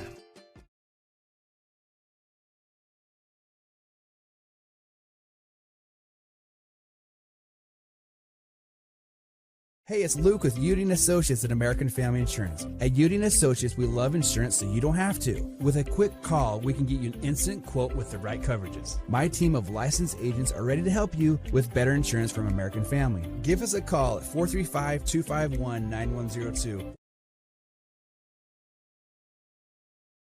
Today's game is brought to you by Wilkinson's House of Lighting, The Ring, Jersey Mike's, and Coral Canyon Golf Course. Hey everybody, we're back. Let's go. Crunch time here on a Monday in bracket play from Bruce Hurstfield. Here inside the Grass Creek Construction broadcast booth, Devin Dixon, Paul Ratliff, Caden Formaster, Monica man the camera, and Mr. Nelson back in the studio. Shout out to Gino. Gino watching our broadcast from, he just texted and he said, I'm watching, you guys sound great from the pool in Hawaii. Wow. Gino. Shout out, buddy. That might be the furthest geographically that we've got someone watching. That's right. Well, Caden, game you and I were doing last Thursday night at Crimson, we had people in Denver watching us, but Hawaii is a lot further than Denver. Yeah, Hawaii's probably the furthest we're going to get, unless you're somewhere in Europe. Yeah. Or an Asian country. The furthest you could get is Australia. So if you're watching in Australia, you guys are... you win. Yeah, you guys definitely win whatever this fictional prize is. That's right. Nate Dolly is in to pitch for Ridgeline, so they're going to Dolly, the junior. And obviously this kid is an athlete. And swinging Hunt puts a charge into it, but the wind knocking it down, so he's got to come in, and he can't get to it. And everybody's going to only get one bag because they had to freeze and go halfway, and it's going to be bases loaded with one out for the Flyers. Big sequence for both teams here. As this game is still a puncher's chance for the Ridgeline Riverhawks in the last inning, the last couple frames, but if they allow some more runs here, I think it's pretty much going to be curtains on them. So huge sequence right here. And Dolly, as much as he throws a football, he hasn't thrown a baseball that much. Only 3 innings of work coming into this bracket play. And that one fouled up and out of play off the bat of Jake Andreas. He's given up 2 hits, 2 runs, both earned. He's walked 3 and he struck out 3. So only 3 innings. ERA 4.67. That is the highest ERA on the Ridgeline team, who boasts a unbelievably low team RA at 1.74, but Dixie's already got 5 runs off of him, and they could get another couple as it's ripped through the left side by Jake Andreas. 1 run will score. They'll hold the runner at third. The ball gets away. The runner's going to try to score late, and he's hosed. He's absolutely hosed. Yeah, he's out. And Dolly is shaken up. Ooh. Yeah, if you're going with the win from the get-go, great. But if you try late like that, that ball caroms right to the guy by the backstop. And did he get cleated, guys? I don't know if he got cleated, but he did get hit really hard. It was kind of just leg to leg there. I don't know if it was cleat. I don't know, but Jeremy Livingston, the offense. Oh, it's not Dolly. Who is it? It's 21. That's Maddox Jensen. Yeah. Dolly's looking at him. I was for a second thinking Maddox Jensen is the injured Ridgeline player. My mistake. I thought it was Dolly at first because I just assumed he would be covering from the pitcher's mound at home, but it was Maddox Jensen, who's still not gotten up near home plate there down the third baseline. Coach Justin Jensen is out there ready to extend a hand and help him up here. Trainer is out there. They do get 1 run, so it's now 6-1 Flyers, but the second out of the inning comes on that second guy trying to score. He's limping, but he's looking like he wants to go back to his position over there at third. Yeah, he is. He's going to tough this one out. Look, baseball players are tough. That's exactly what they do. There's no way you're pulling them from the game if they can avoid it. So he's going to head back to the hot corner for now and Are baseball players limp it off. tougher than basketball players? Yes, but not tougher than hockey players. There it is. I'd agree with that. that. That's an easy agreement there. Hockey, for one, I don't think hockey players get enough. They don't get enough credit. Love for their athleticism. Can you skate? Can you skate backwards? Can you skate with a stick while you're getting hit into the boards? I can't do any of that stuff. I can skate backwards. No, you can't. Not like a defenseman. Not like popped him Alex up. Petrangelo or something. And that'll be 3 outs there as it's lifted up into center field off the bat of Larkin. The Flyers do tack one on in the top of the 6th. Got 6 runs, 11 hits, and 1 error today. So a nice box line going for Cheddar Nyberg and the Dixie Flyers, who have a 5-run lead. We'll go to the bottom of the 6th when we come back. At Intermountain Sports Performance, we've been training athletes for over 20 years, and we guarantee your athlete will improve speed, agility, explosive power, and reduce the risk of injury while working with the most qualified and experienced team in Southern Utah. Find us on Instagram at sportsperformance_IH to learn more. Hi there, Dr. Cody Johnson from Johnson Pediatric Dentistry. Just like any good sports team needs a game plan, your child's dental health needs one too. Call us or check us out online. Don't forget to ask for our new patient special. Johnson Pediatric Dentistry, keeping your kids' teeth in championship form. Red Rock Real Estate has over 350 professional realtors in the St. George area that specialize in the local market. Whether you're buying your dream home, looking for an investment property, or want to sell your home for the highest amount, the Red Rock Real Estate team is here to assist you. Get started now. Visit redrockrealestate.com. Huge news! Sport Court has a brand new showroom and design center, and it's next level. See why so many are choosing Sport Court here in Southern Utah for top quality basketball, pickleball, and multi-purpose courts. Learn more at sportcourtofsouthernutah.com. Today's game is brought to you by Boulevard Home, Intercap Lending, Red Rock Real Estate, and St. George News. We having fun yet, guys? Oh, yeah. High school baseball presented by UCCU. Love where you bank here on KSLSports.com and presented by the Boulevard Home Furnishings. Buy smart, buy at the Boulevard, making your house more like home for 50 years. Devin Dixon, Paul Ratliff, Caden Formaster, Monica McLaughlin. Who's in the studio? Nate? We got Nate in the studio right now. Nate Dogg, shout out back in the Finley studios. The whole crew here. And we still got 2 more games to go. Bottom of the 6th. And Dixie has a 6-1 lead. And I haven't seen Desert Hills and Crimson show to the ballpark yet. I've seen Desert Hills here, and Crimson's down there. I've seen them both. Okay. Yeah, they're both here. Swinging a drive into center field, cutting away from Gilmore. Left fielder coming in, and he'll make the catch.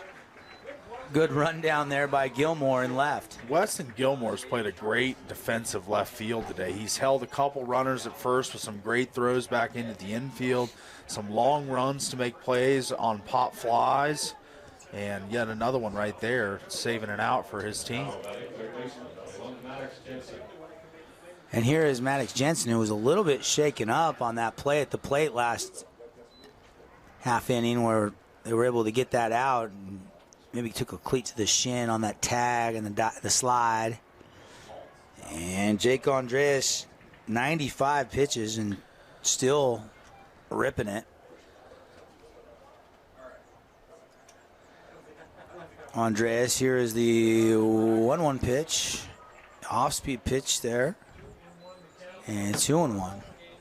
That was a 69-mile-an-hour off-speed change-up there from Andres. Back to the fastball, 86, and it's a grounder to short, and picked up smoothly by Larkin, and the throw over to Hunt, and it's a 6-3 put out for out number 2. Standard routine ground ball. That's exactly what you're looking for Dixie right here. They just want to continue to close out these innings without any more damage done to the scoreboard. So makes it nice and easy when you get those grounders to you. 2 outs away, nobody on. And the pitch, Jake working quickly. That's fought up out of play. And this is Cook, I believe.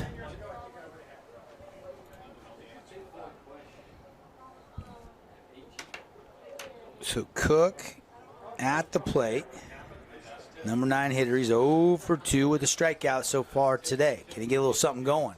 Outside, ball 1. Count evens at 1-1. Thanks to Coral Canyon Golf Course, celebrating 25 years of great golf. Tee up your next round at Coral Canyon Golf Course. And by the City of St. George Recreation Department.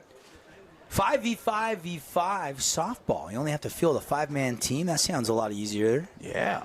And it moves quick, and 3 teams play at the same time. Pretty cool concept. Adult softball signups going on right now. Check it out, St. George Recreation Department. And there's a called strike at the knees. And Jake Andreas, he had some shaky times, but overall this game he has been really dominant, just showing all the pitches. Pitch 101. And this might be emptying the tank for him here. Yeah. 9 pitches, right, left to 110. Well, you can go over, but you have to start the batter before 110. Swinging a drive into center field. And getting over there is Benson, and Marcus Benson makes it. So he's at 102. And he can start the next inning, maybe get a batter or 2, but I don't know if he can go the whole way or not. We'll have to stay tuned to find out. Flyers trying to get some more insurance runs. We go to the 7th. When we come back, Dixie on the Wilkinson scoreboard leading Ridgeline 6-1. Hey, it's Marco from Coral Canyon Golf Course inviting you to play the course with the best backdrop in southern Utah. Make sure you get out and experience great golf for a great price at Coral Canyon. Visit coralcanyongolfcourse.com or call us at 435-688-1700 for your tee times. House of Jump is Southern Utah's only indoor trampoline park and your only place to jump, dunk, and dodge.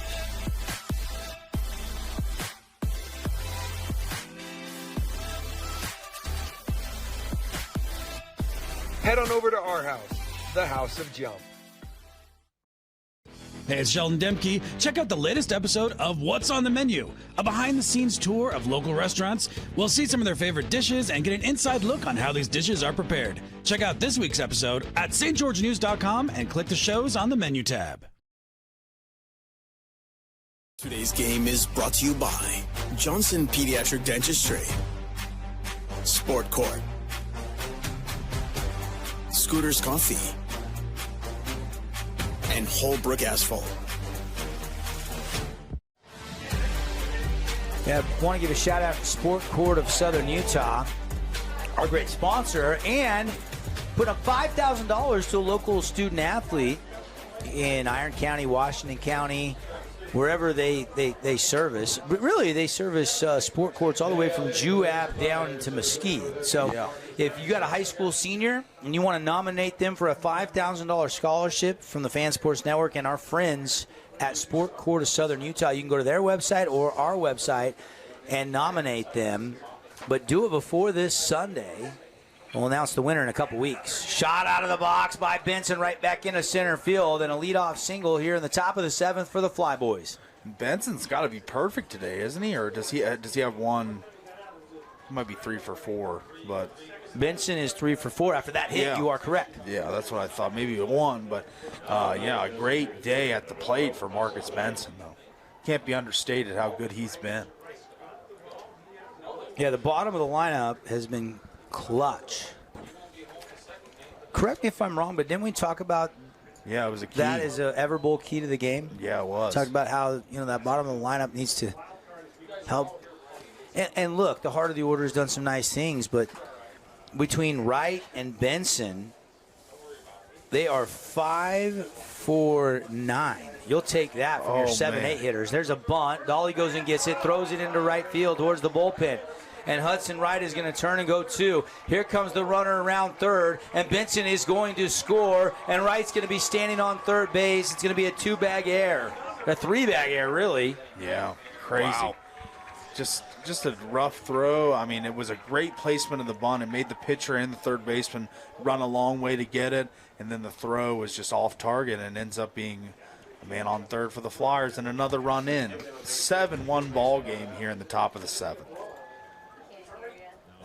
Of course, with the Snow Canyon win 10-7, if Dixie goes on to win, and they're up 7-1 now, and they got runners on third base here with nobody out at the top of the 7th, it would be Snow Canyon Dixie tomorrow at 4:30.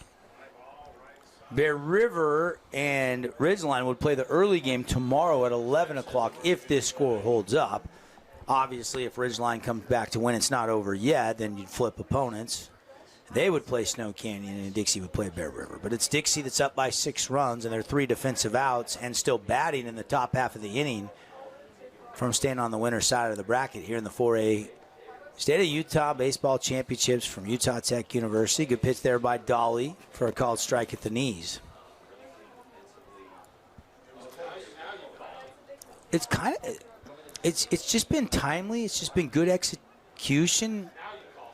Bottom of the order has been great for Coach Nyberg. Andreas has really done a nice job just scattering 5 hits and 1 run.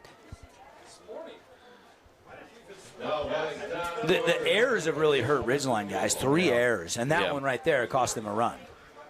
Yeah, the 3 errors have been very costly, especially, this last play. Not only did a run score, but another runner in scoring position off of a bunt. I mean, you just don't see that every day, so things like that cost a lot.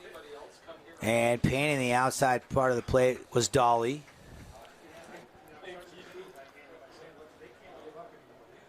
Told you probably his moneymaker at college level is football as a quarterback. And he throws a 69-mile-an-hour off-speed pitch that darts back over the inside part of the plate and had Gilmore kind of backing out of it. Good placement. And the count is 0-2. Count is 0-2. And he'll stay 0-2 after that foul ball. Gilmore will step in. No batting gloves for Weston Gilmore. Pitch over his head. Didn't snap off, and Gilmore has to duck out of the way. Caden, you and I were at Desert Hills last Friday doing that super regional, and Jax Tolman had leather work gloves. You said no batting gloves here, and my immediate thoughts were, I can't believe what Jax Tolman was doing. As that one's a ball, 2-2 count. But yeah, he's wearing some leather gloves you'd go buy from Ace Hardware. Hardware. Yeah. Bucks Ace Hardware. Go pick up a pair today. They work for Jack Stolman. They'll work for you. Yeah. Gardening gloves, batting gloves, maybe they're receiver gloves for football. Use them for whatever you want. And protecting the plate there, 2-strike approach. I'm curious if he's going to be using them today. They got this game coming up next, the Desert Hills Thunder. That's going to be. I haven't seen these, so I want to see these new gloves. I didn't notice that earlier in the season, but I wasn't looking too closely, so it could be something he's done all year. I'm not sure if it was a one and done kind of a deal.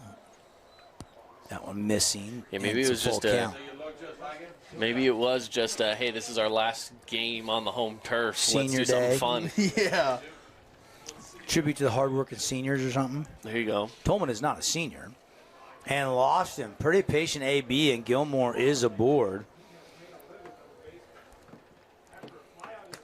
Runners on the corners, too, right now. So, should be interesting to see how the rest of this inning plays out. And again, this runner sitting in a scoring position on third. And you're really, you're down 7-1, but if you look at the score and you're Coach Jensen, you really don't want to go deeper in the bullpen, although you can, because as long as you keep somebody under the 30 pitches, you can still bring them back with no day's rest. But nobody is warming up down in the bullpen area for Ridgeline.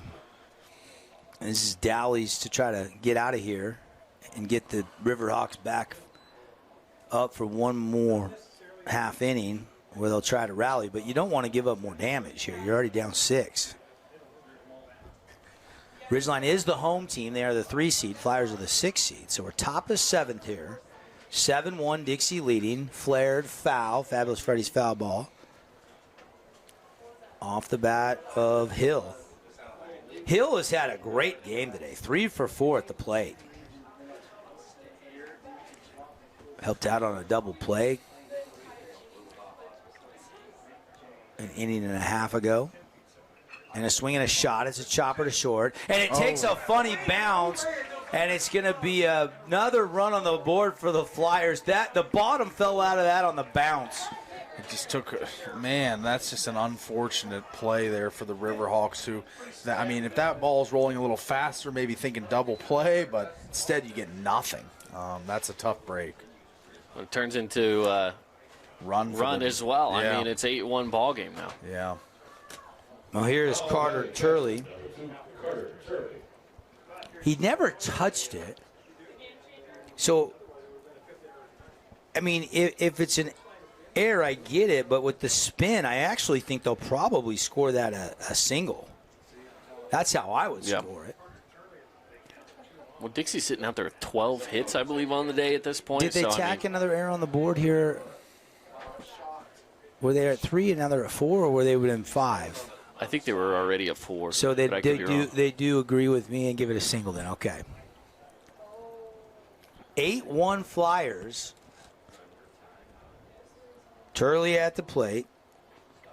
And Dolly misfires. Ball 1. Earlier today, Snow Canyon wins 10-7 over Bear River. That's your Rink Region 9 score update from earlier. Coming up next, Desert Hills and Crimson.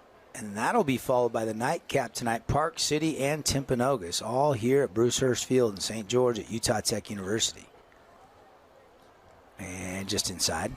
Go ahead, Caden. I was just going to mention as well, hey, we've got something that I think all of the fans across the state of Utah, whether you're a fan of Dixie, Ridgeline, or somewhere in between, I know we've got a lot of these people that are all Jazz fans, and everyone's expecting some good outcome out of the NBA lottery 20 tonight. minutes from that starting. Yeah. Probably about 40 minutes away from the unveiling of who gets the number 1 pick. Yeah. Yeah. Yeah, so when we find out, we'll talk about it on that the broadcast for a second. We talked about it quite a bit this morning, didn't we, Paulie? We did. And I don't want to get my hopes up because the odds are still – we know the Jazz are going to have a top 5 pick, but my gut is scared that they might not get the number 1 pick. I don't want to see the Wizards get it again. No. They already had it John twice. Wall Kwame and Brown. Kwame Brown. And the Jazz have never had higher than a number 3 pick in franchise history. Charlotte getting it also would be kind of a dud, if you ask me. Those are the top 3 teams that have the best odds. You know who I don't want to see get it is the Spurs. Could you imagine Wemby and Flagg together with Stephen Castle? Yeah, that would be a loaded lineup for the future, wouldn't it? Or the Suns if they got it and paired him with Booker and company. Swing and a miss. Full count here for Carter Turley, who's 0 for 2 officially today. Dolly in relief, pitch 28, and strike 3 called. Wow. So Turley goes down. It's a Red Rock Real Estate strikeout for Nate Dolly. Yeah, he didn't think that one was where the umpire did. He thought it was a little high and away, but again, a called strike. Now for Ridgeline, they're sitting in a really pretty spot where they do have a good opportunity to get a force out at any of the 3 bases. But for Dixie, they've got one of their better hitters coming up to plate in Carson Hunt. A wheel play on there, and Gilmore gets back to the bag at second in time. Some best friend statistics for you. Dixie offensively, Gilmore 1 for 2 with 3 runs scored. Hill 4 for 5 with 2 RBIs. Multi-hit game for Carson Hunt. He's 2 for 4. How about Benson 3 for 4 and Hudson Wright 2 for 3. So a lot of 4 Flyers with a multi-hit game. They got 12 hits, 8 runs, and they lead by 7, 8-1 on the Wilkinson's House of Lighting scoreboard. Ridgeline needs 1 out to go try to rattle the bats. They're chasing 7 to tie, 8 to walk it off. Of course, we saw Snow Canyon guys earlier have a 9-2 lead, and then Bear River made things interesting and scored 5 runs in the later innings. I think it was in the 5th, and cut it to 9-7. And then obviously Snow Canyon tacked one on and ended up winning 10-7. But it made that game a little bit more interesting late. It was the 6th inning, and they brought 5 runs in all of a sudden. Breaking ball catches the corner for Nate Dolly. Yeah, it was quite the frantic comeback and mounted very quickly.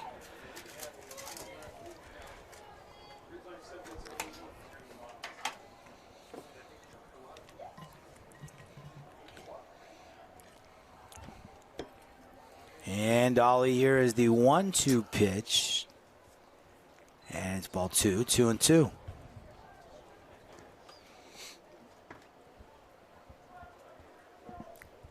Let's see what the Stalker Pro 2 has.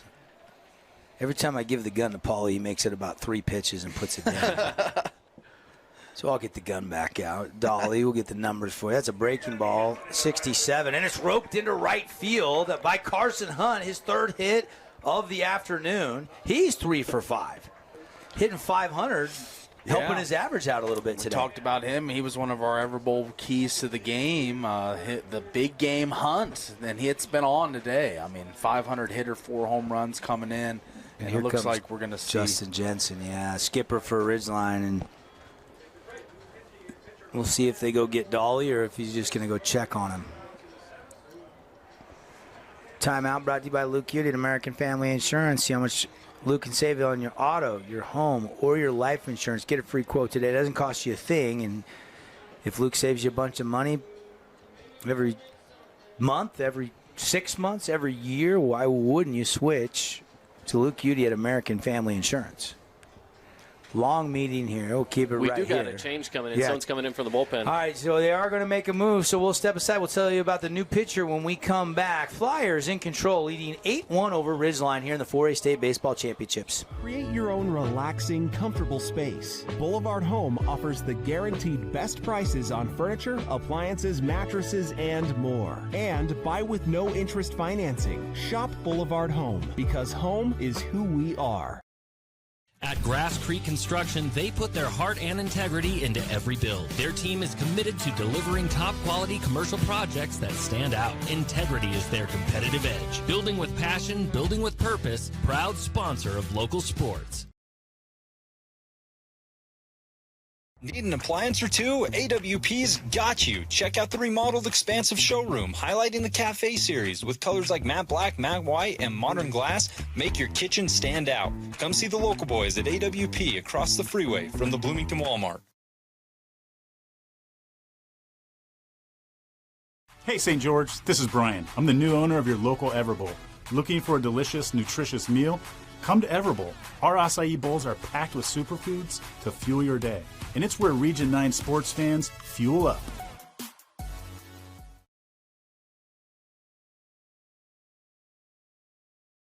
Today's game is brought to you by Boulevard Hall, Wilkinson's House of Lighting, Coral Canyon Golf Course, and City of St. George Recreation. So Ridgeline saying, okay, we're going to keep fighting here, and Nate Dolly has been lifted. And I don't have any stats on the new pitcher, guys. Maybe making his varsity debut. They've got a bunch of upperclassmen. They have really about 8 pitchers that have thrown a lot this year and made multiple appearances. But new pitcher I have not seen, and I have no stats for. So, can't tell you much on that. Can tell you who it is. It's number 10, Freddie Wayment, junior, 6 foot, 170 pound. Listed as a first baseman, third baseman, and a relief pitcher. And foul ball up and out of play. Off the bat of Jake Andreas. There you go. Jake today officially is 1 for 2.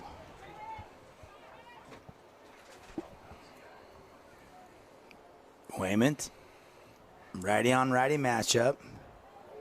Here's the pitch, and that one's flared. Another fabulous Freddie's foul ball.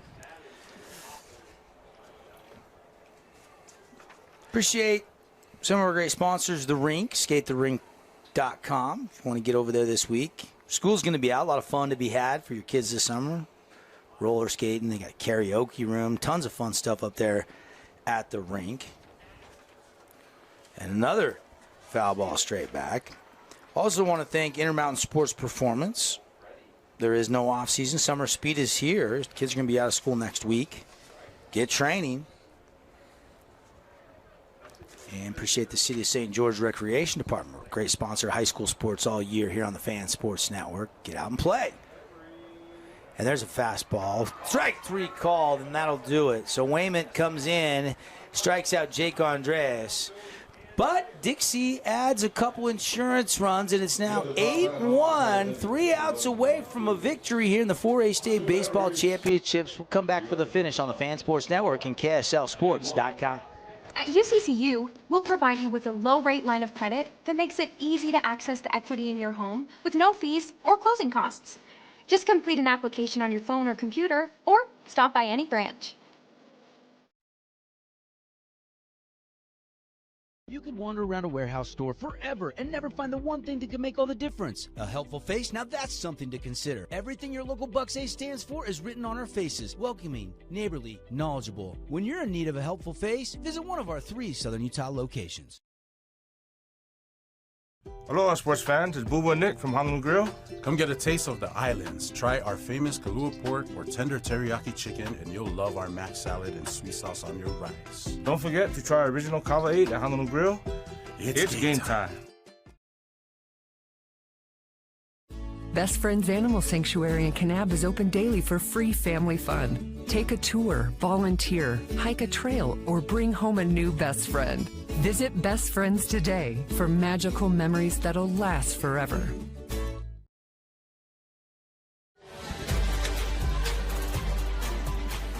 Back here at the yard. Windy Monday afternoon. Temperature 92. We go to the bottom of the 7th inning here in the Grass Creek Construction Broadcast booth. Devin Dixon, Caden Formaster, Paul Ratliff. New pitcher, Max Larkin. The sophomore guys coming in to close it out. So Jake's day is done. Great performance for Jake Andreas, though, huh, fellas? Yeah, really strong performance from Jake all around. I mean, may have been some dicey moments, some guys on base, but he navigated through just about every jam in this game. So he's definitely a candidate for our Finlay Superstar of the game with the way he pitched today. Final line, Andreas, 6 innings, 5 hits, 1 run. It was earned. He struck out 5, and he walked 4. Oh, and by the way, Jake at the plate goes 1 for 4 with an RBI, so helped himself out on offense as well. Here is Max Larkin. The sophomore ERA in 8 appearances, 1.66 earned run average, 12 2/3 of work. He's given up 10 runs all year, 3 earned, walked 9, and struck out 14, and he quickly gives up a hit to Nate Dolly, who was probably mad about his pitching. Yeah, I mean, that one was one to hit, though. He was going right down the middle with it, and Dolly read it perfectly to send it through the gap. Larkin, opponents only hitting 170 off him over his sophomore season. So pretty good numbers for Larkin out in the bullpen for Chenner Nyberg. He's got a cushion here, 8-1 lead, you know. Yeah, you want to throw strikes. That's right. And that's what Dolly guessed and guessed right. That the first one was going to be a strike. And that one was a strike, but he couldn't find it. A swing and a miss. This is Smith. Smith's 0 for 2. Came in with that monstrous 400-plus batting average, but he hasn't been able to get a hit yet in the game. And strike 2 from Larkin. Smith, 434. The senior playing the catcher position in this game today. Play third. We can see him pitch. Chopper foul past Jake. Jake has moved to third, guys. Hill is now at short. Wright's at second. So those are the changes there.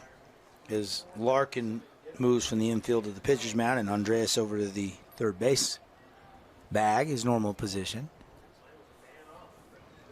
0-2 pitch coming from Larkin with 1 on and nobody out in the bottom of the 7th. Dixie up 8-1.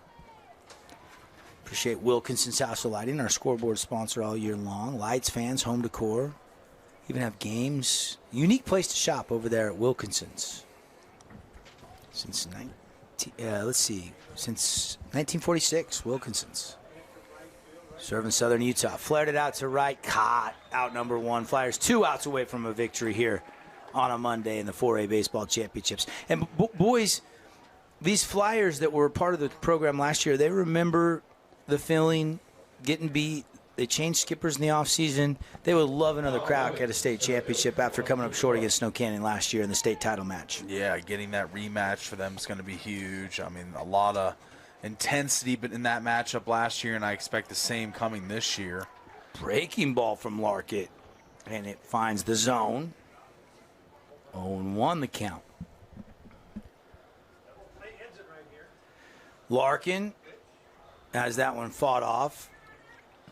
You kind of come to expect a standard with Snow Canyon, with Coach Seacrest implementing that program and system and culture over the years, but Chandler Nyberg quickly implementing his own culture at Dixie High School with these Flyers.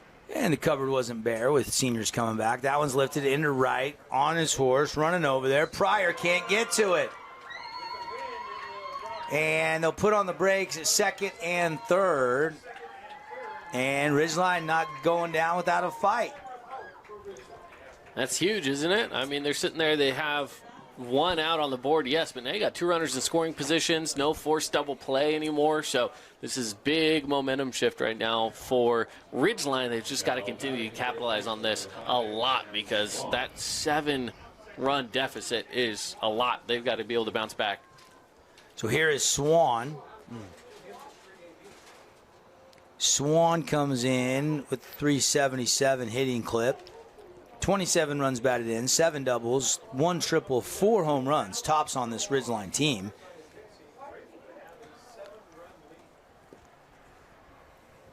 Larkin with the win, still howling out there. Chopper to second.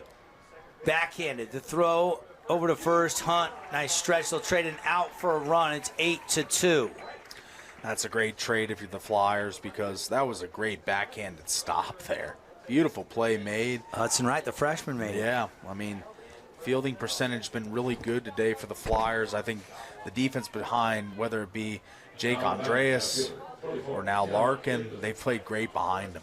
Here's the honest truth. I mean, he's a freshman, but you can tell he's played a lot of baseball. And you're at the end of the season, so probably closer to a sophomore than a freshman at this point in time, right? The end of the year in the state tournament. Yeah. Been getting a lot of reps, the trust of his teammates and his coaching staff. Kidman takes that one for ball 1. Uh-oh. Getting low batteries, guys. Uh-oh. Swing and a miss. Took something off of that one. Yeah.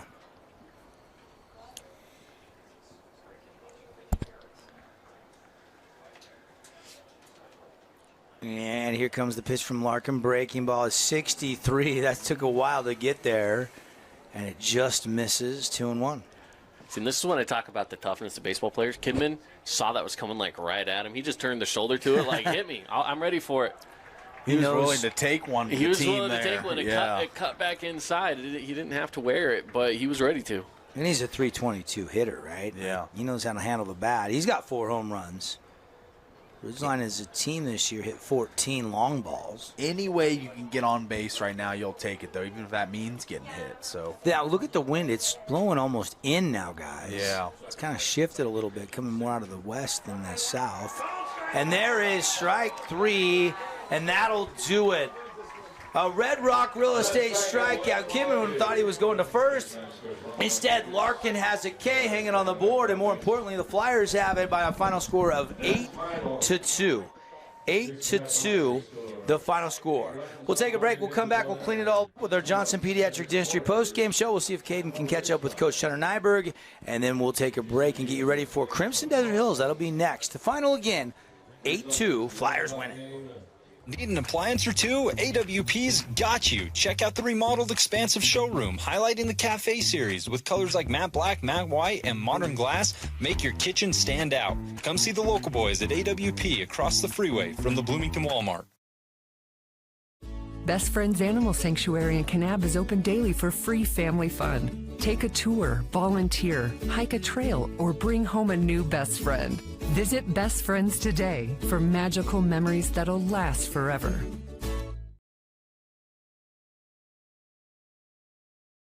At Intermountain Sports Performance, we've been training athletes for over 20 years, and we guarantee your athlete will improve speed, agility, explosive power, and reduce the risk of injury while working with the most qualified and experienced team in Southern Utah. Find us on Instagram at sportsperformance_IH to learn more. There you go. Hey, we're back. Did you miss us? Devin Dixon, Paul Ratliff, Caden Formaster. Caden was going to go down and try to get some coaches' comments, but he got clogged up with people getting out of the stands, so we're not going to get Coach People Nyberg. would move out of the way from me there. But Flyers and Riverhawks will both be back tomorrow. We know with the loss, it'll be Bear River Ridgeline 11 a.m. tomorrow. With the win, it'll be Snow Canyon Dixie Another Region 9 matchup here on a Tuesday. That'll be 4:30, the scheduled start time for that game tomorrow. Kind of a smooth, ho-hum, methodical win. Very impressive, guys. The Flyers just kind of kept pressure up all day in all facets, and they come out of here and win a nice win on a Monday. Yeah, beautiful win. Got some hits, got some great pitching, got some power hits to talk about the doubles, all those doubles, triples, and some errors that aided them as well. But at the end of the day, you look at the scoreboard, 8-2. It's a great Flyer win. 8 runs, 14 hits, 2 errors, and I think the win a little bit of a factor with the errors. And Ridgeline, 6 hits to score 2 runs and 5 errors in this game. That's a lot of mistakes. Yeah. Tough to win when you make that many mistakes. It's definitely tough on as far as giving the Flyers extra outs, extra opportunity. It plagued the Riverhawks all game. All right, let's thank Johnson Pediatric Dentistry.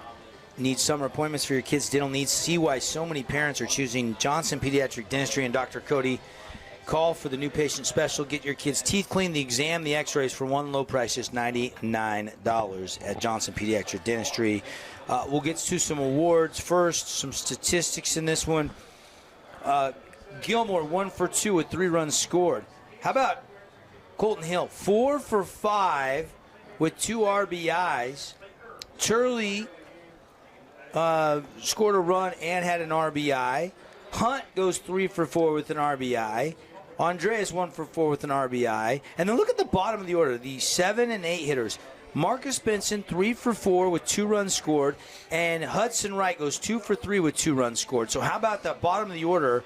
5 hits out of the 9 attempts for Hudson and Benson, Marcus Benson. That's pretty good production from down low in the order. It is. It's really good production. That's one thing that Dixie has been pretty solid with, is having a decent bat throughout the entire lineup. And it's good to see when the bottom of the lineup continues to get runs across. And honestly, they did. Look, of their runs, you had Marcus Benson, Hudson Wright, the 2 youngsters that got collectively 4 of the 8 runs. So you got to be excited about the future of this Flyer program. Multi-hit game for Swan. He goes 2 for 4. And Nate Dawley, he goes 2 for 3. Yep. That was it. There are only 6 hits for Ridgeline. Let's open up the conversation for our Findlay Subaru star of the game. I would go Jake Andreas for me. I mean, I just think he was so dominant on the mound, going 6 strong innings and just commanding it from the mound all game long. So Jake Andreas, Findlay Subaru star watch for me. Star of the game. You know, I think you almost have to go offensive and defensive, because I want to take a look at Carson Hunt as well. Yeah. I mean, he was swinging the bat like crazy. 3 for 4. 3 for 4, including a walk as well. So 5 total at bats, and got on base 4 or 5 times. I mean, so I think you look at 2 different options here. You got Jake Andreas from the mound, and then from the batter's box, Carson Hunt. Yeah, or Hill. I mean, Hill 4 for 5. Or yeah, Benson. Hill was 4 for 5 as well. I mean, Marcus Benson, 3 for 4 too. Yeah, you almost expect it more from Hunt, but Hill's hitting a really good clip this year. But 4 hits in his senior year was amazing. That's huge. I mean, there's plenty of praise to go around. Total team effort here. That's right. For the Flyers. How about our Appliance Wholesalers Plus Playmaker Play of the Game? Does anything resonate with you guys? Oh, man. That's a good question. I kind of like that bunt. I know it kind of led to an error, but just heads-up play. There's a bunt that led to, basically, it turned into almost a triple. Yeah. You know, and it brought in a run. Yeah, that was it was a big just play. heads-up base running. Yeah. All right, let's go with that as your Appliance Wholesalers Plus Playmaker Play of the Game. Was that Benson that bunted? I can't remember who was it. I think it was. But thanks to AWP, it's easier to think, buy direct, and save. Samsung's. They've got GE products, all the great products and brands over there. If you need appliances, shop local and save at AWP. Jersey Mike, sub of the game. Larkin coming in on the back end. Let's go with Max Larkin. I'll go Larkin. Yeah, comes in relief, gets the strike out there, and works the 7th and gets the seals the deal. It's not a save situation with a 6-run victory, but it's still really one of the only subs we saw for Dixie other than pinch runners in this game. Yeah. So your Jersey Mike, sub of the game. Stop by a Jersey Mike's Southern Utah or Utah location today. And that's going to do it for our Johnson Pediatric Dentistry post-game show, because we got to turn it all around. We're going to go back to radio, normal programming. We'll take a break on KSL Sports. We'll be back on in less than 20 minutes with Dixie and Crimson pregame.